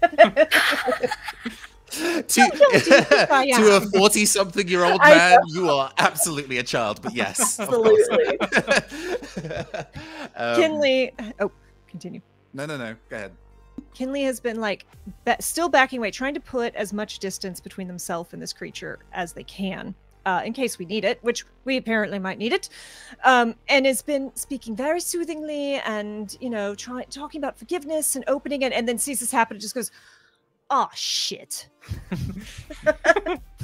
And they have this little fluffy tail that peeks out from between the tails of their tailcoats, and you just watch it go from tawny brown hanging down to just whoop, all the way up, white tail danger. Oh. So, now that the peanut gallery has all gone, Rosie. she is in such a mix of heightened emotions. People are telling her it's gonna be okay when her favorite tree is actively dying. There is a monster. Monsters aren't supposed to exist. What's going on? She is going to, as firmly as she can, restake her feet, stand that ground, put a hand up, not knowing what can happen in whatever has just happened to her, and just again yell, "Stop! Don't do that!" And this is going to attempt to be a defy. Yeah, She's that's trying to force very it to fair. stop. I would like to push that as well. Heck Okay, yeah. so +2 stress and +1 die. What? Okay. I think I might want to spend my link to help for free, but also I want to know what the nature of this attack is. If I were to I don't describe think what Hannah she's knows, trying... but Rosie. Mhm. Yeah, I think without even realizing what she's doing, she is drawing strength from the earth itself, as not even vines, but just the grass and weeds start to bolster themselves a little bit around her. She's trying to pump energy into that oak tree to resist whatever is happening. She is going to try to lash out with the surrounding plant life, not even knowing that's what's happening, but just instinctively. I would like to remind that you do have one link action that you can use from the twins because they have used beacon. You don't have to do it now. I'm just letting you know that if you want to add like another die if to you do an get action, clapped back, Let's just then add you can so draw the harm many and things die. like that. yeah, also that. Like you don't need to use it now. Just remember now just that a you note are that- also a part of it. Just to note that you can't spend link to grant yourself 1 die. You spend link to grant someone else a die. Oh, gotcha. So I would spend that. Oh, gotcha. So I'm spending my link to do that help, and I think with your description of like the grass and the trees kind of like pulling at it, I think Enrique goes, yeah, that's what I'm talking about. Let's rip away the artifice of this thing.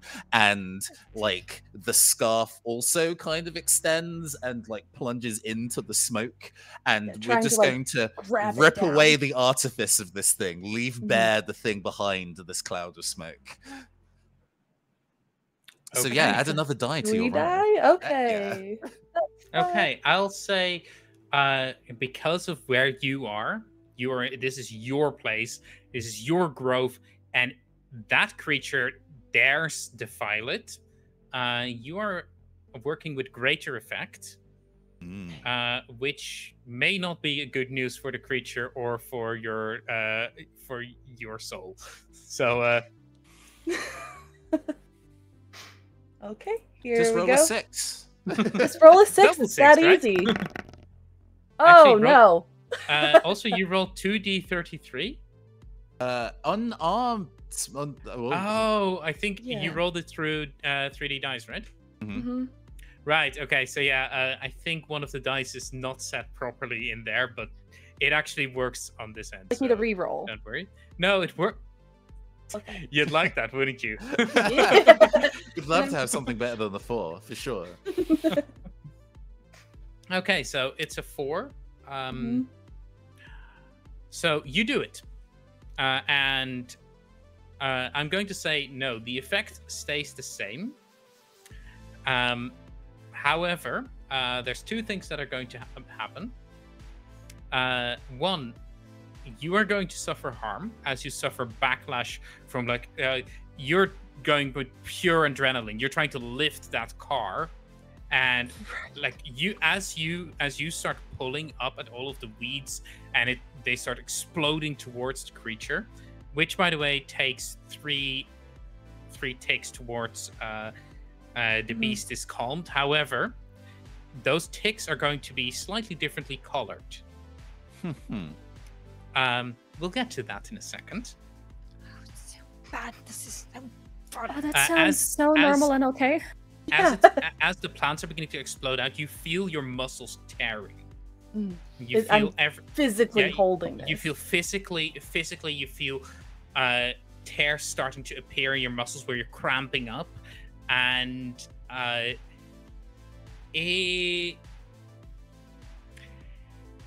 you are going to suffer a level 2 harm unless you choose to resist it. That is going to be honestly just backlash. My rolls have not been great, but I will try to resist it. Okay. You would be resisting this, I think, with Moon. Consequences from despair and heartbreak. Okay, that is just 1 die. Hey, that's not 0 dying. And Not 0. I have 1 in each, so... The second thing that happens is you sent this creature flying up away from the tree. The tree seems to be okay, like a little bit of scarring where the bark is starting to pull loose, but it's an old tree. It's a strong tree. However, that creature just goes flying into a wall. And my bad. it is going to, I am going to mark a couple of violence boxes on the sheet. It currently has 2 empathy and 3 violence. You don't want it to be going away with more violence than empathy.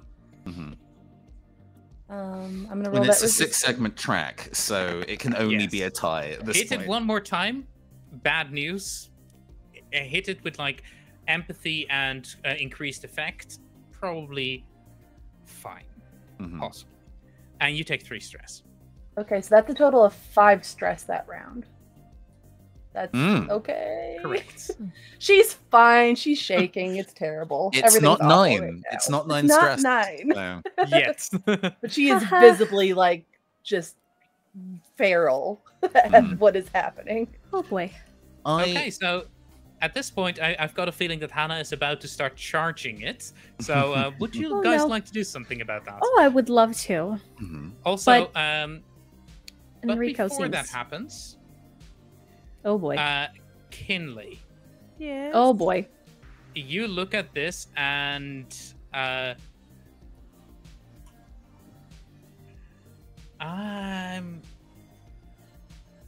it's going to have consequences on you as well.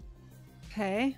Specifically, you have a choice: resist or be forced into a like fugue state, like into you're going to get hit into a flashback of something that happened in your past from what you just witnessed.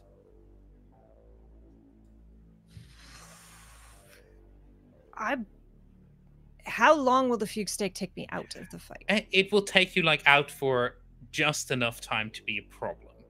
Like you won't be able to control what happens next. But we do get backstory, so... Well, you get backstory, and you do know that both Enrico and the twins are there. So this is... does Kinley let the wave flow over them? Or does... and by saying that, do they implicitly trust the rest of their party? Or do they not trust their party to be able to handle this correctly? And do they want to power through? One quick wording of rules question. I believe the answer is it is different. Pushing yourself is not the same as resisting, correct? I can't use an effect triggered by. Perfect. Then, yes, I will let it wash over me. I'm going to look at the twins, especially Alto. Just nod, and their eyes have gotten very dark as they've watched all this. And they just close their eyes and let it wash over them. Yeah. So as you, we see like the screen tear for a second as we go into a flashback, and literally all that is that's shown on screen is like a creature, a monster from the swamp, starting to like moving forward on this unit of armed soldiers. And you see like vines starting to shoot up, and it goes black again. And at that point, we see Kinley. You are you're on all fours down on the ground. As you look up, you shake it off. And Nathan and Sunny, you have at this point acted. You've done something. Yes, Nathan, would you like to? Mine is non-violent. I would like to add that. I think because what I would love in the kind of collective kind of flinging the monster around is to genuinely remove some of the smoke so we get a peer at the entity underneath. because I think that can lead more into having a proper talk. I will suggest I will let you to like teamwork this. So you could do a setup action for Sunny. Ooh. So you would do an action. If you achieve it, any team members who follow, so Sunny, would get a +1 effect or improved position. Ooh. Okay. Yeah, we'll go it that way then. Let's go for. Sounds like you're maybe analyzing. Yes, I was gonna be because the cloud has not fully been parted. I don't get to use empathize just yet. I don't think. So we're going for an analyze, and this is. What is analyze, by the way? Oh yes, of course. Why not? Returning to the action summary, when you analyze, you search beyond the surface presentation of the world and discover secrets. I think because Enrico is a person who cares about community, but is not necessarily not a nice person, a kind person, but not a nice person. So rather than trying to be like, we're here for you, we care, it's like, I'm going to cut to the heart of the matter here, and you're going to have to face this if you want to actually move beyond the circumstances. So look, maybe you've been wallowing in anger for too long now. You need to actually go and either suffer some ego death or go seek a therapist, because one of these two things. Right. So yeah, we're going to go make an analyze roll. I'm currently at 6. So if I push myself now, that does put me at 8, which is a little too high. Okay, we'll take that unbidden then. I won't push myself. I can't really think of a good devil's bargain to give you here. So, but that is open to the table if anybody else has a open to the suggestion. table and to the audience if they're quick enough. With the delay that we're operating on, let's not wait. Yeah, we're not waiting for that unless I see something happen in chat. So you were analyzing it and seeing like what the best way to like open the shadow so the twins can like empathize with it. Basically, is this what we're trying to do? This is could put the focus of the beast, since you're the one dealing directly, like physically with it, on you. So you would be in a dangerous position more than we are. Yeah, I don't know if that as you're works. pulling apart like the clouds of smoke, you inhale some of it. And, I'm currently in a mask, but yes, yeah, and Enrico finally jumps down off the lamppost and walks directly at the beast in a kind of pretty fearless way, and is like, we're going to have to talk about this. We're going to have to get to the heart of the matter here and roll 1d6. Yeah. It is a 3. I do fail. No, 2d6 because you took the devil's bargain. Oh, sure. I will then roll an additional d6 and hope it's better. It's not. That is not oh better, boy. in fact. So that a 3 is not... no, it is a failure. It's the worst outcome. Yeah, it's a good game, y'all. As you start stepping forward, you're beginning to like inhale through the mask some of the vile chemicals that are going around here. Has your character worked in like factories before? Like he's like in his 40s, so he has an engineering background. Okay, so he has been at like a refinery, something like that. Yeah. So it's almost as if you are getting like a full hit of a combination of engine exhaust, gasoline, and it's your mask is trying to prevent it, but it is like starting to seep through, which would have gotten you a level 1 harm. However, you rolled a 3. So as you start stepping forward to it, not only are you not able to part the clouds, but one of its tentacles shoots forward straight in the center of the mask, and the mask cracks. And the tentacle itself doesn't harm you. However, gas starts seeping in. Sure. In fact, I will take that and then also say I don't take any harm. I will expend my armor so I won't Okay. take harm. It actually breaks the helmet entirely, and the tentacle just goes through the plasmic head that Enrico currently is in transcended state. I do believe that is my second of my 4, so I'm still transformed for now. If I de-transformed there, that would probably kill me. Haha. I'm in danger. But yeah, I think Leyline Enrico kind of like takes the damage directly on, and is kind of like, I ain't even here, baby. Yeah. So as the helmet cracks open around you, you would have felt the gas rush into your mouth and into your nose. However, plasma head. So it starts rushing into the plasma, and the plasma starts burning it up.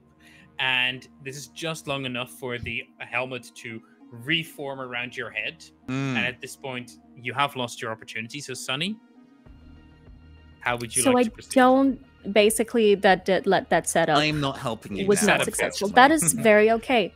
So what I would like to do is the twins want to get closer to the beast, which is very not, smart. But Alto continues with that like soothing singing and the aria, and kind of at the same time, it sounds like Alto is talking alongside her, and she wants to talk to the monster, trying to empathize, I'm assuming, to like soothe it, and like, I understand that it's been a lot, things have been happening, you're probably as confused as we are, and we do actually want to help you. You've been doing some bad stuff, and we want that to stop, probably as much as you do, and just try to soothe it with the perfect pitch, literally, with both sounds, like it can hear perfectly and all of that. Probably Amazing. everyone around, regardless of where they are. And I believe that would be an empathize. I'll allow it. Okay, so that would be an empathize that I have, and then the +1 dice because of soothing a troubled heart of foe, theoretically. Yes, that is so I'm correct. gonna roll And 2. then I have an option for Devil's Bargain. Oh, because yes? I just reread empathize, and it says when you empathize, you understand a person intuitively and feel their emotions as if they were your own. Yes. Would you like to take on some anger? Oh yeah, no, that makes sense. The like trying to relate, and I'm assuming that's going to be stressful. You're going to suffer essentially level 1 harm vexed. Oh, okay. As well. So I have 3 die. 3d6. Yes, you have 3 die. Oh. Wow! So glad I have 3 die. I'm so glad that I got 3 very different die. We've not been rolling very well. This I don't rolled like 1 digital 6 dice. and it didn't actually matter. I miss rolling my physical dice. Okay, my pretty. I feel. I will discuss the dice roller with 3D dice. Hey, I am angry. You're right. I am angry. So, yeah, as you reach into its head, you understand now, and I'll remind you, this is a 3, so it's the worst outcome. So understanding is probably not good, because you understand what happened, and this guy is one of those asshole drivers who he was like riding someone right behind them, and then they didn't even just regularly brake. They just had to stop for someone crossing the street, and bang, they bashed into the back of the car. But they were already angry, and there was already this spark of darkness inside them, and they full on, they don't believe they did anything wrong. And they're just insanely angry at that person. They believe that it was right for that person when they threw that person for that person to go against the wall, and Kenley had not stopped for the worst. And they are, honestly, you believe at this point that they are irredeemable.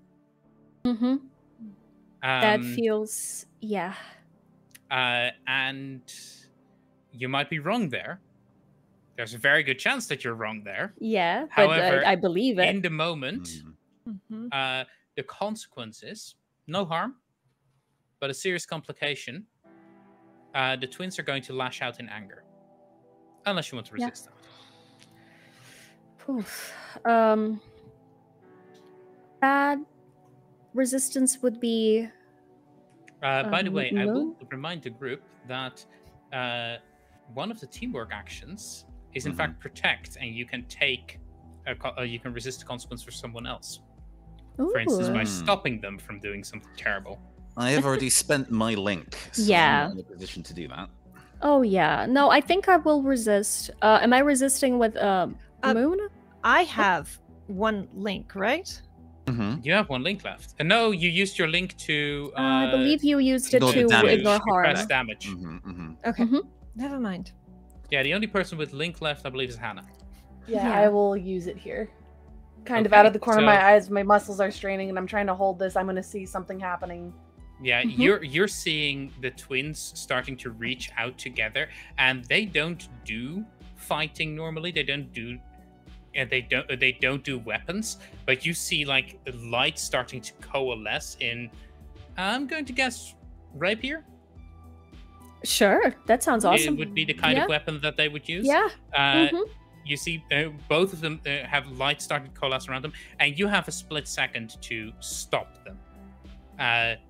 And something in you switches as the link triggers on, and you realize, no. What happened here was awful, but, well, you have a heroic virtue here. So what do you do? I'm going to see that out of the corner of my eye. I'm going to feel what I'm doing. And this is so hard because I want it to stop, but not like this. And I think that's what she will say. Not like this. No. I don't think that's what needs to happen. I don't know. But don't. No. Okay, so this is actually perfect. First off, that resists the harm. You use a link to that for that harm. So the consequence is resisted. So you can tell me in a bit how this affects the twins as the weapons start phasing out again. However, Kinley, as you flash out of that fugue, you hear Hannah yelling, "No, not like this." Oh, thank you. Okay. Okay, yes. Okay. And like you see, like Hannah, you probably didn't notice because so much was happening, but like now looking over, you see like Kinley has these very freaky square pupils. Like their eyes are like that of a goat when it comes to the pupils, and they've been like just incredibly dark green, and they brighten just a little bit more. And their tail has been up and flashing white the whole time, and you see them just relax just a little bit and their tail go down as you see them kind of recalculating. Like, okay. All right. Thank you.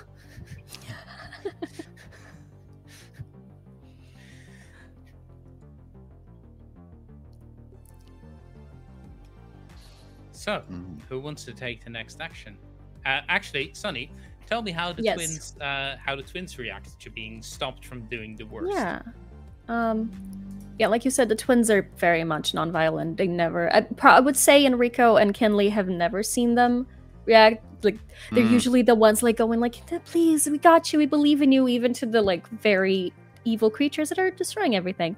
And when all of that intensity happens, I would say that Alto starts to sing it slightly higher pitched and more, angry tunes, and like they each, one from the left hand and one from the right hand, try to look at the creature and go like, okay, this is the way to do it, and go like, we have no choice.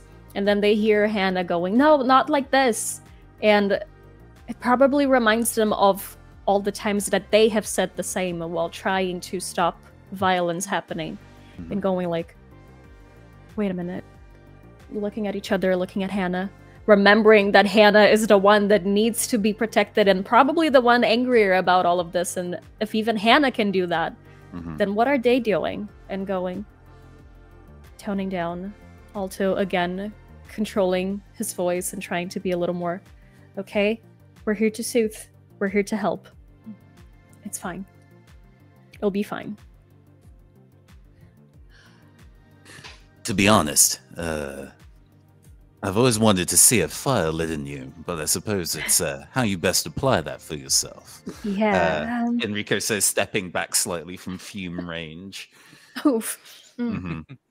But now that you got your wits about you, how do you want to tackle this now? You ready to try again? Kinley, you want to join us? Do I get the impression that this is the kind of thing that time alone will make it more angry? Or will it benefit from a timeout? It's very angry. It was already angry. It's been bad. It just not doesn't entirely really sure. recognize even that it's wrong. It's just angry because of the circumstances it's in. And it doesn't realize why it's in those circumstances.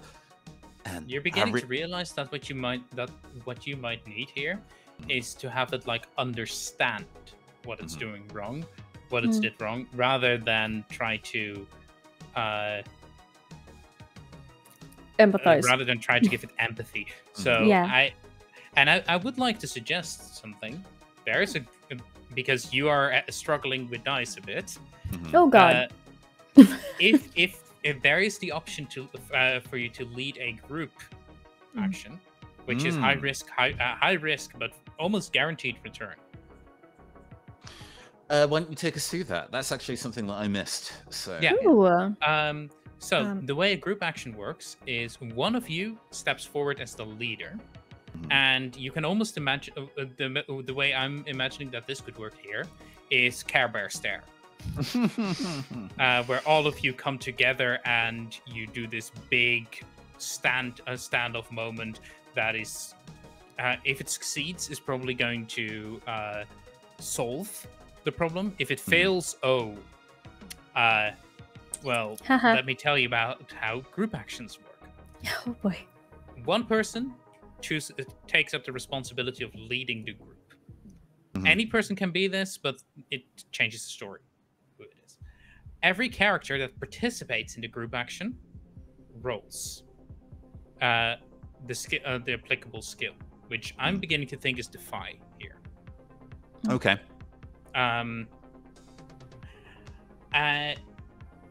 For every the single best roll counts as the action result. So that means that if one of you rolls a 6, it's a success. If one of you rolls double 6s, it's a crit. However, the leader marks 1 stress for each 1 to 3 result rolled by the group.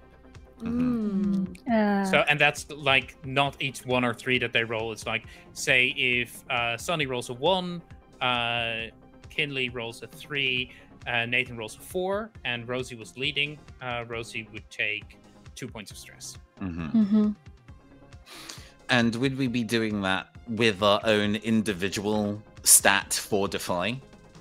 You're doing it with your own individual stat. I will let you give me reasons for other stats if you. Yeah, it would be stat. Mathematically a fool's game for me to be picking Defy here. Yeah, Especially if this is a moment of like, this isn't empathizing with it. This is making it recognize what it did. I would love to roll Analyze again. Ooh. I was thinking Express, like trying to convince them, like not empathizing, but like telling them how. Or I don't know if that's what Express means. I will say someone should. Someone still has. Someone still has to defy. One of us has a probably point the to leader. defy, I think. Well, Yeah, that makes sense. Yeah. I think Rosie but could definitely. I'm defiant. I will allow Express and Analyze. And Kinley, which stat are you angling for? I could do Confess.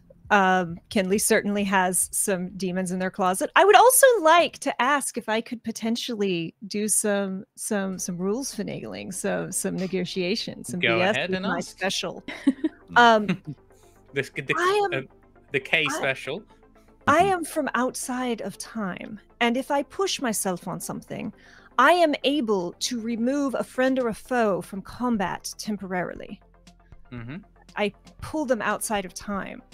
So I would like to see if I could increase effects by doing this, and after hitting them with all of this, like forcing them to be alone, to sit in a stasis outside of time where they can't harm anyone and they just have to deal with what they've just been told.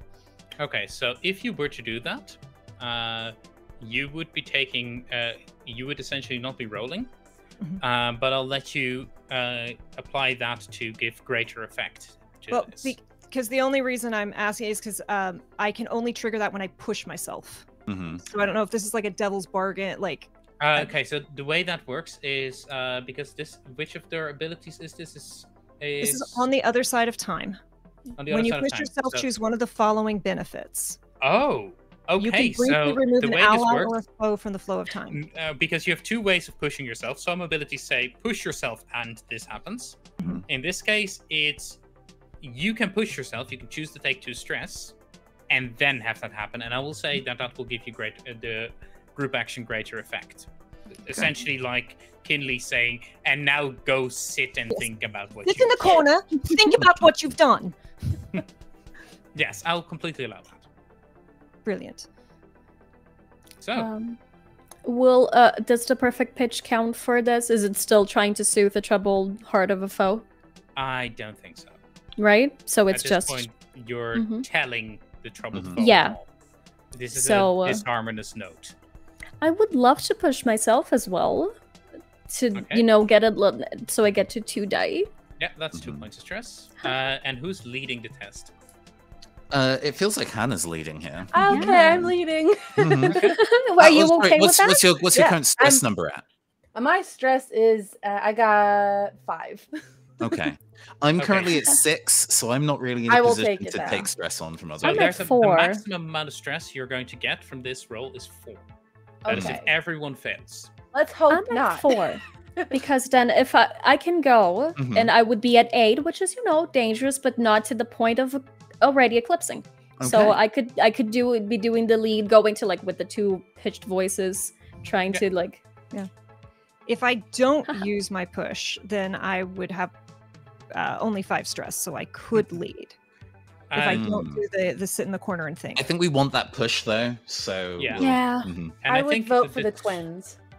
However, is that with the twins pushing themselves?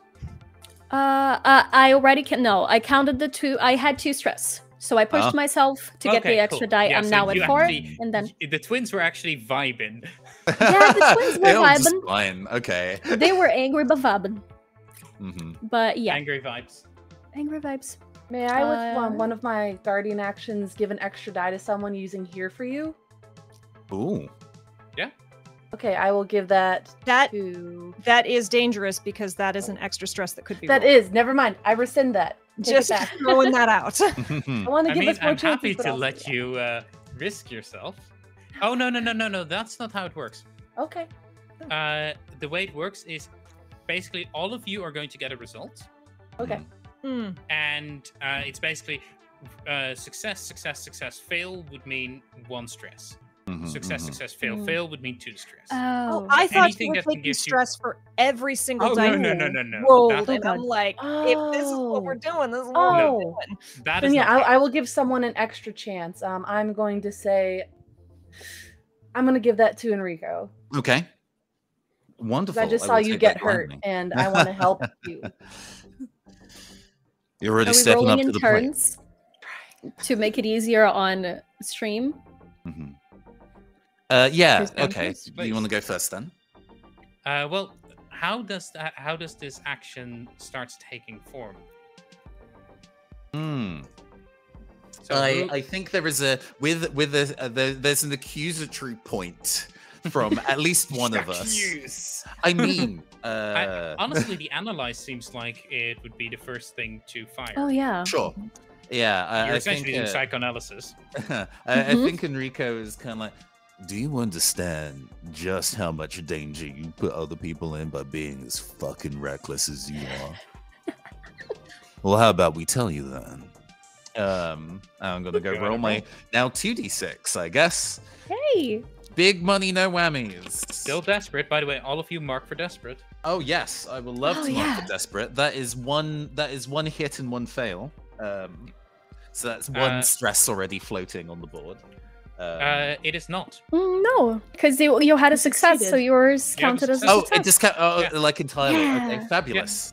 Marvelous. So Love that. For one me. success. Mm-hmm.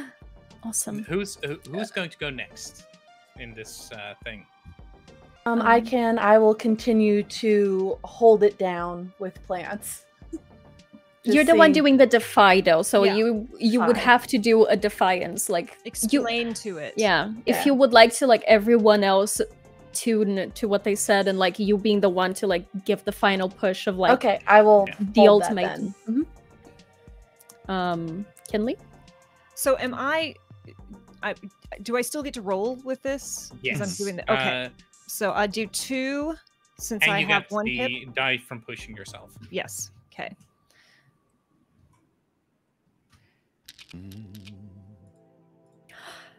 4 and a 5. Yeah. That's success. a success as well. Oh So God. no stress.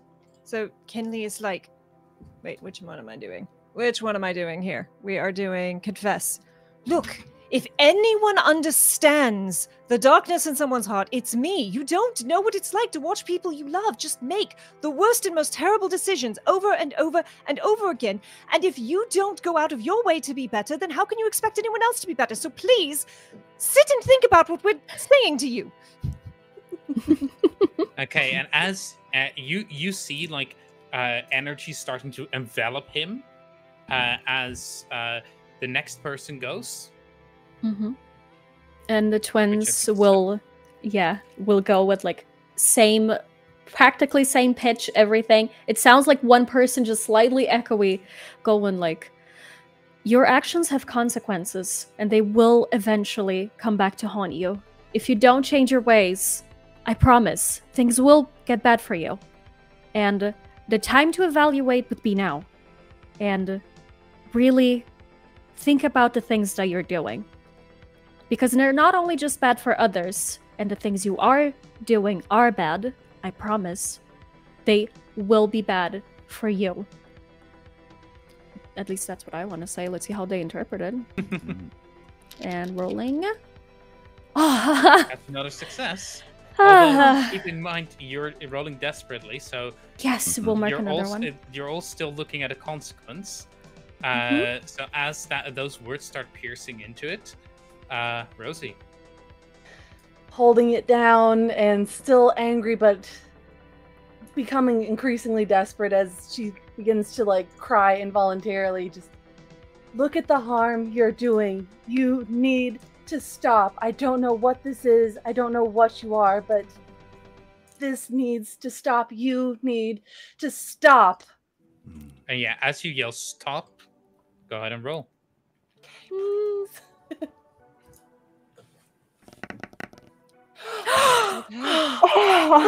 Another 5. No So- sixes stress. exist in this game. Nuts aren't here. And the 6 is so pretty as well on these I dice. know. I know. So- And But no one as- failed.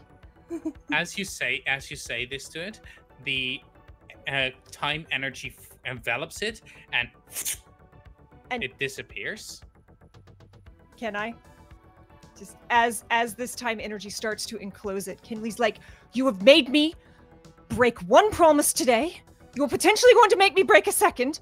Just stop." And yeah, darkness envelops the creature for a moment, and in the darkness, there is the smoke around them doesn't really doesn't weigh up against it, not against the pitch black of the void.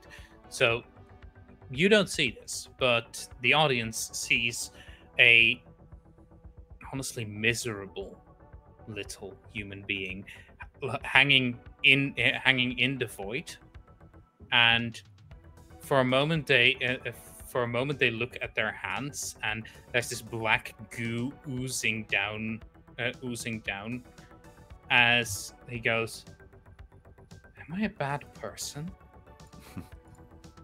And then there's a flash of light in the park as you see, as all of you see, like the goop energy around him just dissipate in this weird vortex that moves slightly faster than it should move as time catches up with him. And there's just a guy standing in the park looking at his hands and collapsing down on the ground. Can Arya go to like try to hug them? Yeah, there's just a man on the ground, ripped clothing from partially from the accident, partially from like all of the things that happened. And you see, like as you're starting to hug the person, you see wounds are starting to form on them. Because you didn't succeed. You have a consequence, as you see that unless you stop it, every last action that they did is starting to catch up to them. How could I stop this? Let's take, like... It would be resisting with probably... Honestly, there an argument could be made for each of the options. Sun? Yeah, consequence from violence. In that case, you'd be pouring your energy into the wounds, attempting to get the wounds to close, rather than trying to take out the original like reason for the wounds. So go ahead and roll your resistance. That would be 2 dice then, because I have empathize and express, right? Okay. Hey, look, there's the 6. There they are. Would you like to explain what happens on a crit? I don't know whether that counts for resist rolls or not. I think it maybe recover you reduce some or stress. avoid the consequence and take 6 stress minus your highest die result. When you roll a critical resistance, clear 1 stress. Yeah. Oh my god. So as wounds are starting to open over his arms, over his body, like a little trickle of blood starts to fall down his mouth. Both of the twins just hug the man, and light starts seeping into those wounds, and they're starting to close as soon as they open up, and eventually, like, they let go. Their transcendent form shifting away from them. Yeah, that was the last of my thing. Same. I kept count. Their transcendent form slipping away from them, and the man just collapses, knocked unconscious, but alive, and probably ready to make a change in their life. And I think that is where we're going to end today's session. Hey! My god. The twins will look at Enrico and go, "We did one! We saved one!" And here's to many more. I hope the next one that we run into, you'll be just as passionate as this time around. I try. What is going on? As you look like you need a cup of coffee. As Hannah yells, "What is going on?" we fade to black. And before we get going, I would like to reintroduce everyone to this awesome cast. Now the people. So Nathan, would you tell me what, where, why, how, and when people can find you? Once again, for those who do not know, I am your androgynous android game show host from the future, Nathan Blades, tabletop RPG designer, streamer, voice actor, and general internet ne'er-do-well. You can continue to see my sultry voice on stream at twitch.tv/the Neoncaster, or hear it as the Captain Oromar Vale on the Campaign Skyjacks podcast. Thank you for having me. Amazing. Next up, Rosie. Who, what, where, why, how, when, and whomst? Oh, so many things. I'm Rosie, Sweet Rosie V, just about everywhere on the internet. You can find me in 3 hours over on Gamer Mom Luna for Tales from the Tavern, which is a roundtable panel-like interview show about D&D questions. July is rather my break month, so I'm not going to be too many places in the near future, but I am working on a Space Pirates adventure that I will be giving updates on throughout the month. Amazing. Then next, I'm double checking who's next in the lineup. Sunny, who are, what be, wherefore, why, when? Why is still a weird question, but hi, I'm Loving Sunny. They, any pronouns. I, you can find me at most places Loving Sunny. Sometimes you're gonna have to add a little extra I there, just for flavor.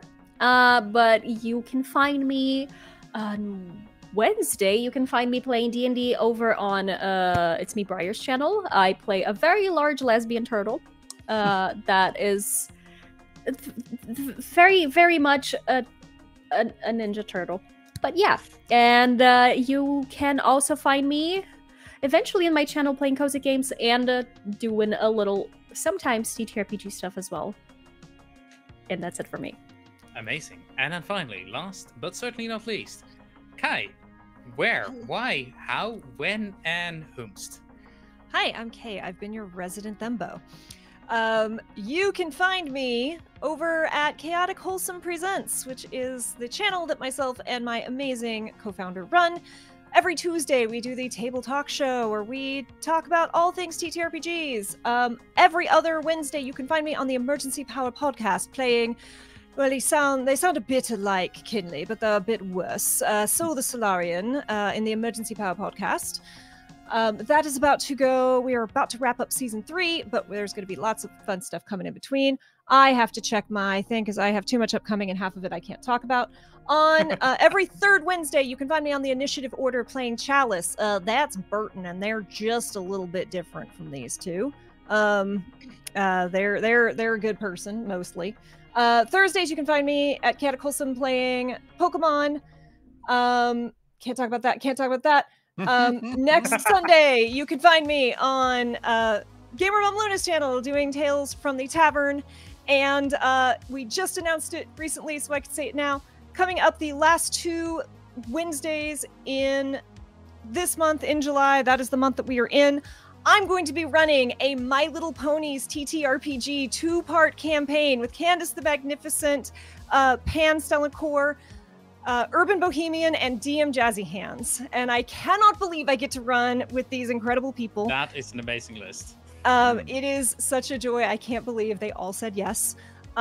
And I know I'm saying this for other people here too, but also you can find me on the Crit Awards. So please go vote for the Christmas Cookie Caper for Best One Shot. Hey, thanks. Oh yeah, that's a very good point. There are multiple people on the Crit Awards. Yes. Because well, first off, I wanted to mention in your Twitter bio, you very much live the K is working on the secret something. Hey Tab. Yes. My calendar. Who are you? Where are you? How can we find you? And what do on the internet? Why? Who do, where, why, for? Who, Tav, where, tav.yt, tav.yt, why? Because it's fun. How? OBS mostly. Also a lot of stress. Not much sleep. But yeah, I do have something to plug. First off, please, because I'm switching over from Twitch, where I was an affiliate, to YouTube, where I'm not an affiliate. I am on a push to quickly try to get to that point, so monetization is an option. So if you have not done so already and you like this content, please consider giving us a subscribe. It is free and it makes every subscription is another step closer to that 500 subscriber threshold. The next thing, next week we'll be back with this show, which is going to be Doom, very drama. It's all fine. I don't know what you're talking about. Surely you don't. And I will be on something that I can't talk about either in July. I also will be on something that I can talk about, but I don't know when, which is I'll be on Sunny's channel playing Gan, which is my take on Gandalf, but Gandalf is a bard and I will die on this hill. And I am also up for a crit award. Specifically, I'm up for a crit award for best charity event thingy. And it would mean the world to me if people would vote for me in there. And I am actually just going to go ahead and drop a link to the crit awards in chat. Damn, nobody nominated me for nothing. I know, right? Feel left out. I mean, left out. I'm sure that'll change very soon. Oh yeah. Now that I've appeared, now that I've showed my face on your works, I'm destined for stardom. You were the key. But yes, go consider. I don't like you, YouTube. I don't like you. But you got to get that affiliate though. You got to watch what you say these days. Hey, like, subscribe, though. Like, subscribe. If you enjoyed this video, please remember to drop a like on the ring that bell. It does. It does no, help. That doesn't actually. work either. Can you please not YouTube chat? Wow. Panic, Anakin. We begin and end on scuff, as above, so below. The snake perpetually eating itself. As it should be. Anakin, I am panicking because I do not have a panicking. We tried. An effort was made. Yeah. It worked! Okay, go to that link. Go and vote for Kay as well, because awesome content. Go and tune into all of these wonderful folks. There's so much good content on TTRPGs. And this is not live yet, but in the coming week, my Patreon is going to be coming live. So if you're hearing this in the future, maybe consider going to tav.yt/Patreon or patreon.com/Tavernaut. Both will work. And throw me a buck so I can throw more cast members a buck. Pretty much all of the money that is made from there is just going in there to help me help me not end in the red while I'm paying cast members and artists. So, for those of you who consider doing that, you get some nice dice out of it. And I think that is everything. So, thank you all so much to the cast. Thank you all so much to the audience. Have a wonderful time. Thank you, DM.